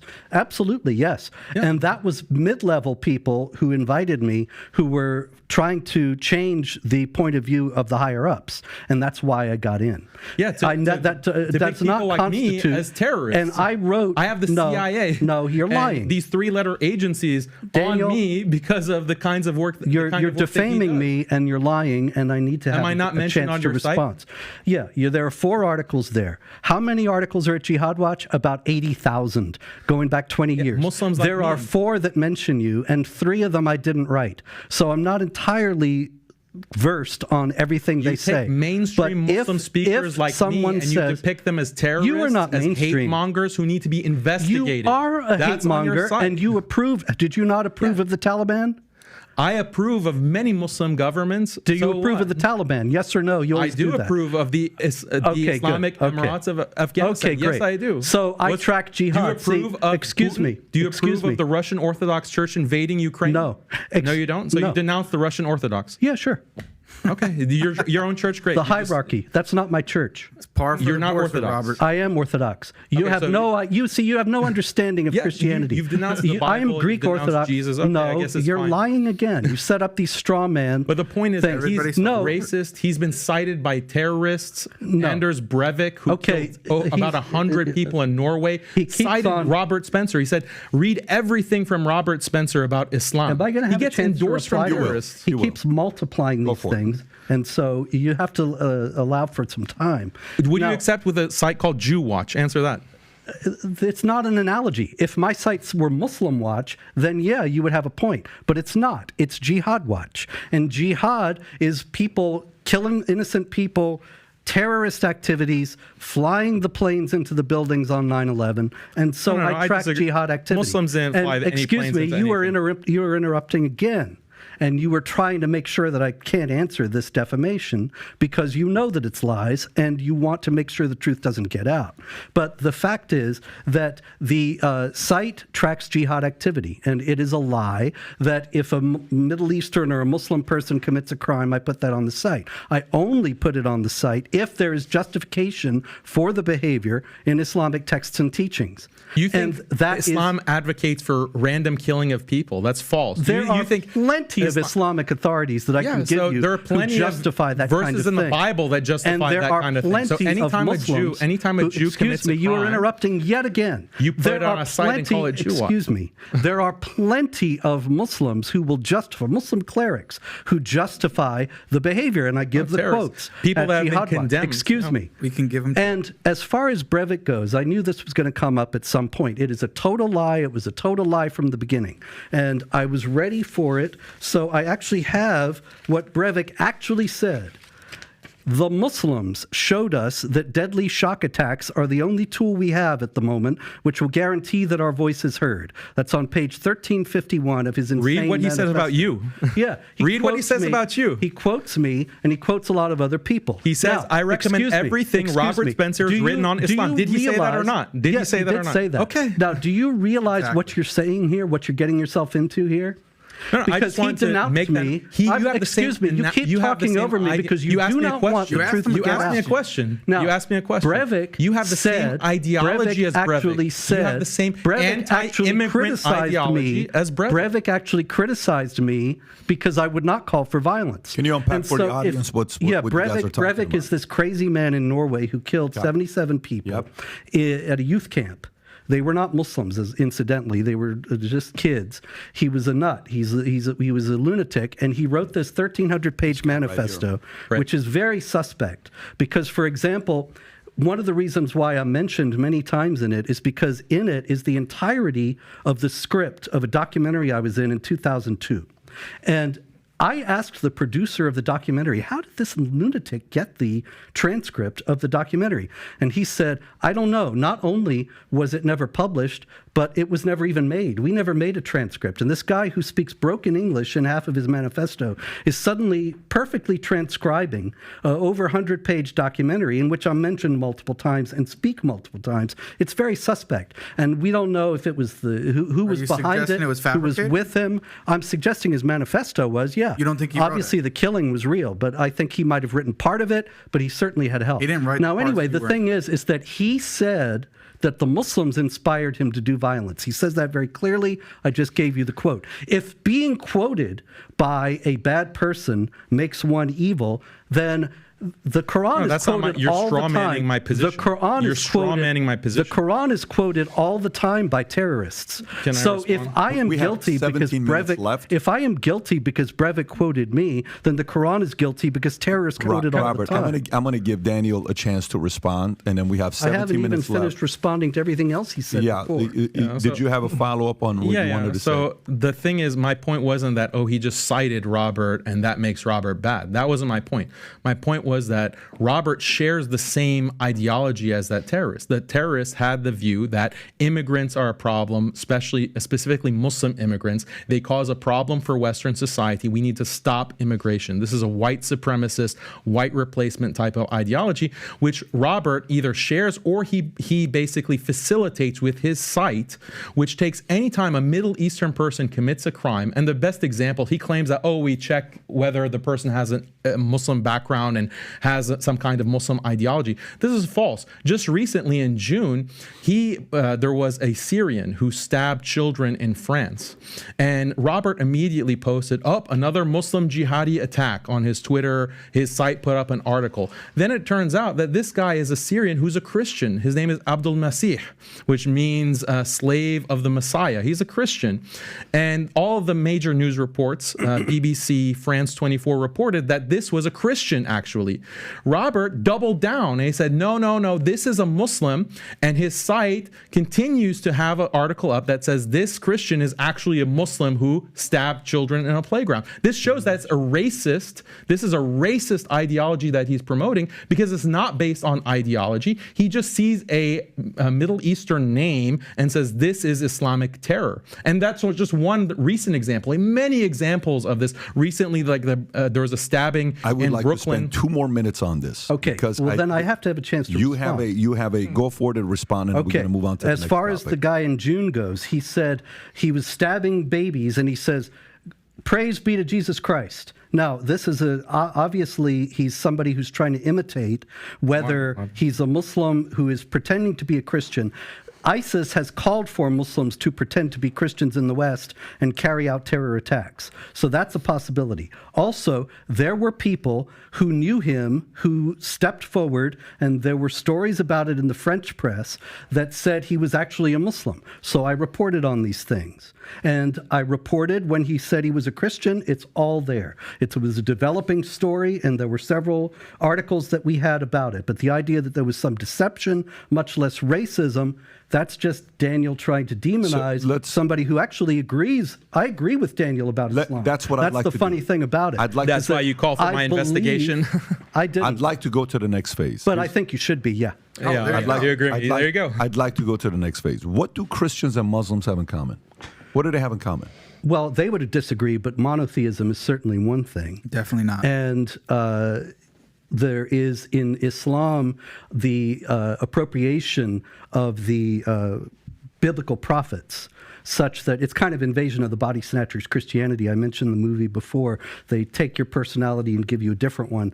And so you have Abraham, you have Moses, you have Jesus in the Quran, but they're completely different figures from what they are in the Bible. Robert, what do Christians, Muslims, and Jews have in common in America? What values and principles do Muslims, Christians, and Jews have in common in America? Yeah, there's a general, probably in some aspects of sexual morality, with the exception of polygamy and sex slavery of infidel women and some other things like that, wife beating. But otherwise, you have the idea of the value of marriage. That's something certainly that they have in common. What would you say? What do Christian, Jews, and Muslims have in common? Values and principles in America.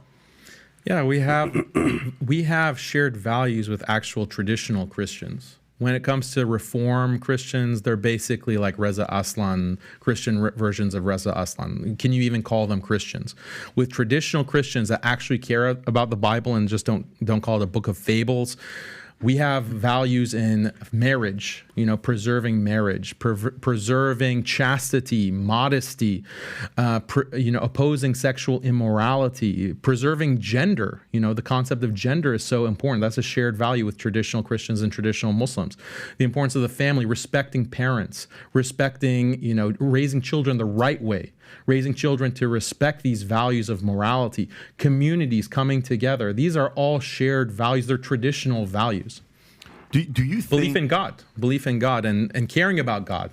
Do you think society or again, rip this apart as much as you want. Brother Rashid, you can, what I'm about to say here right now, you can come in and fully disagree with what I'm saying.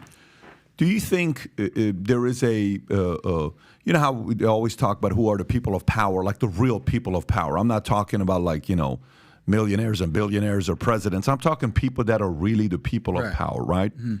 Do you think they would like to keep Christians, Muslims, and Jews, specifically Christians and Muslims, divided, pinned against each other, with the fears of them potentially being united, or no, that's a religious division that there will never be a element of a unification amongst Christians and Muslims against a common enemy?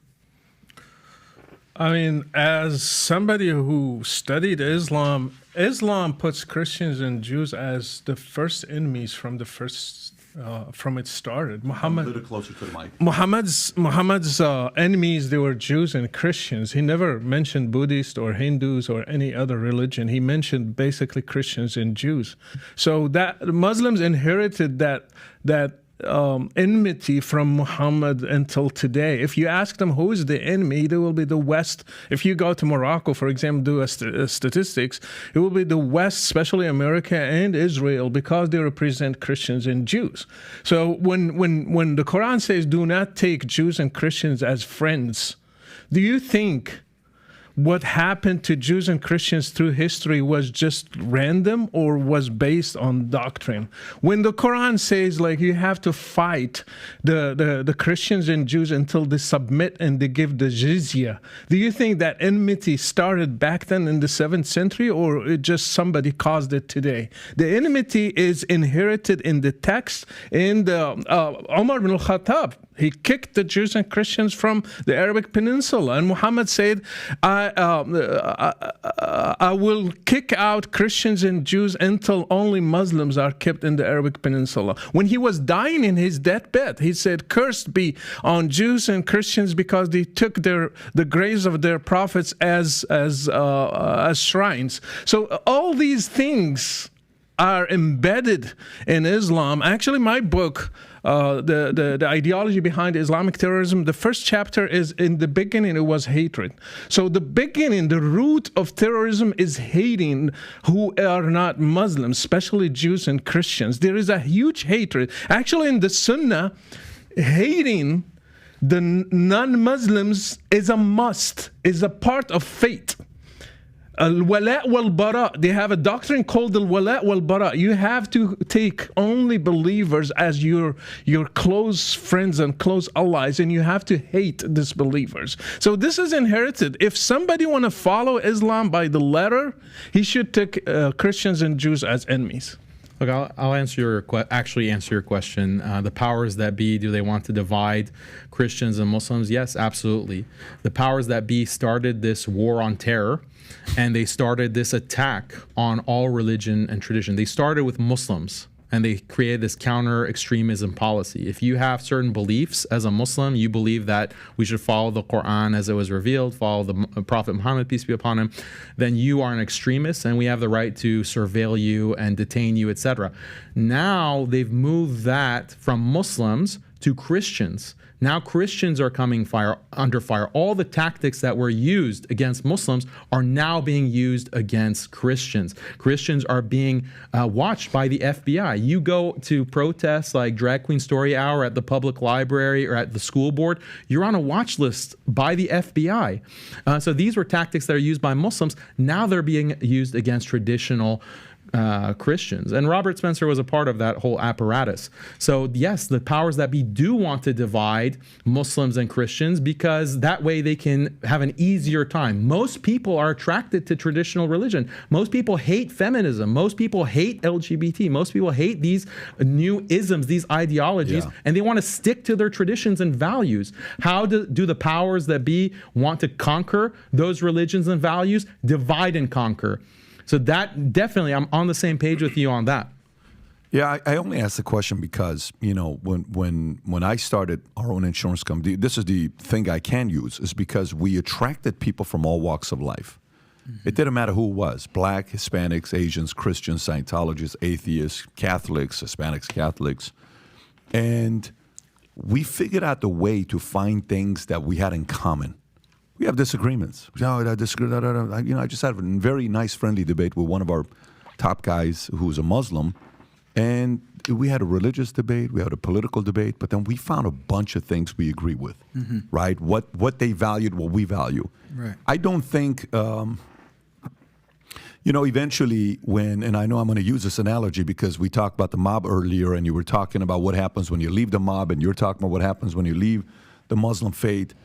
Eventually in New York, the 5 mob families came together and they unified together, right? And I'm not using that analogy to say the similar things here, but I wonder what would happen if we realized that what they're trying to do to our kids, none of us agree with. None of us agree with. The whole saying goes that somebody can curse you out and you're like, yeah, whatever. Hey, Robert, you're such a effing this. Okay, cool. Hey, you're such a effing this. All right, cool. Hey, let me tell you, you're a loser. Cool. All right. Hey, I'm going to turn your kids into teaching them about LGBTQ at 5 years old. I'm sorry? What did you say? I'm going to do that. In Armenians, like, you go after the mother? No, we're not doing that. You go after Prophet Muhammad?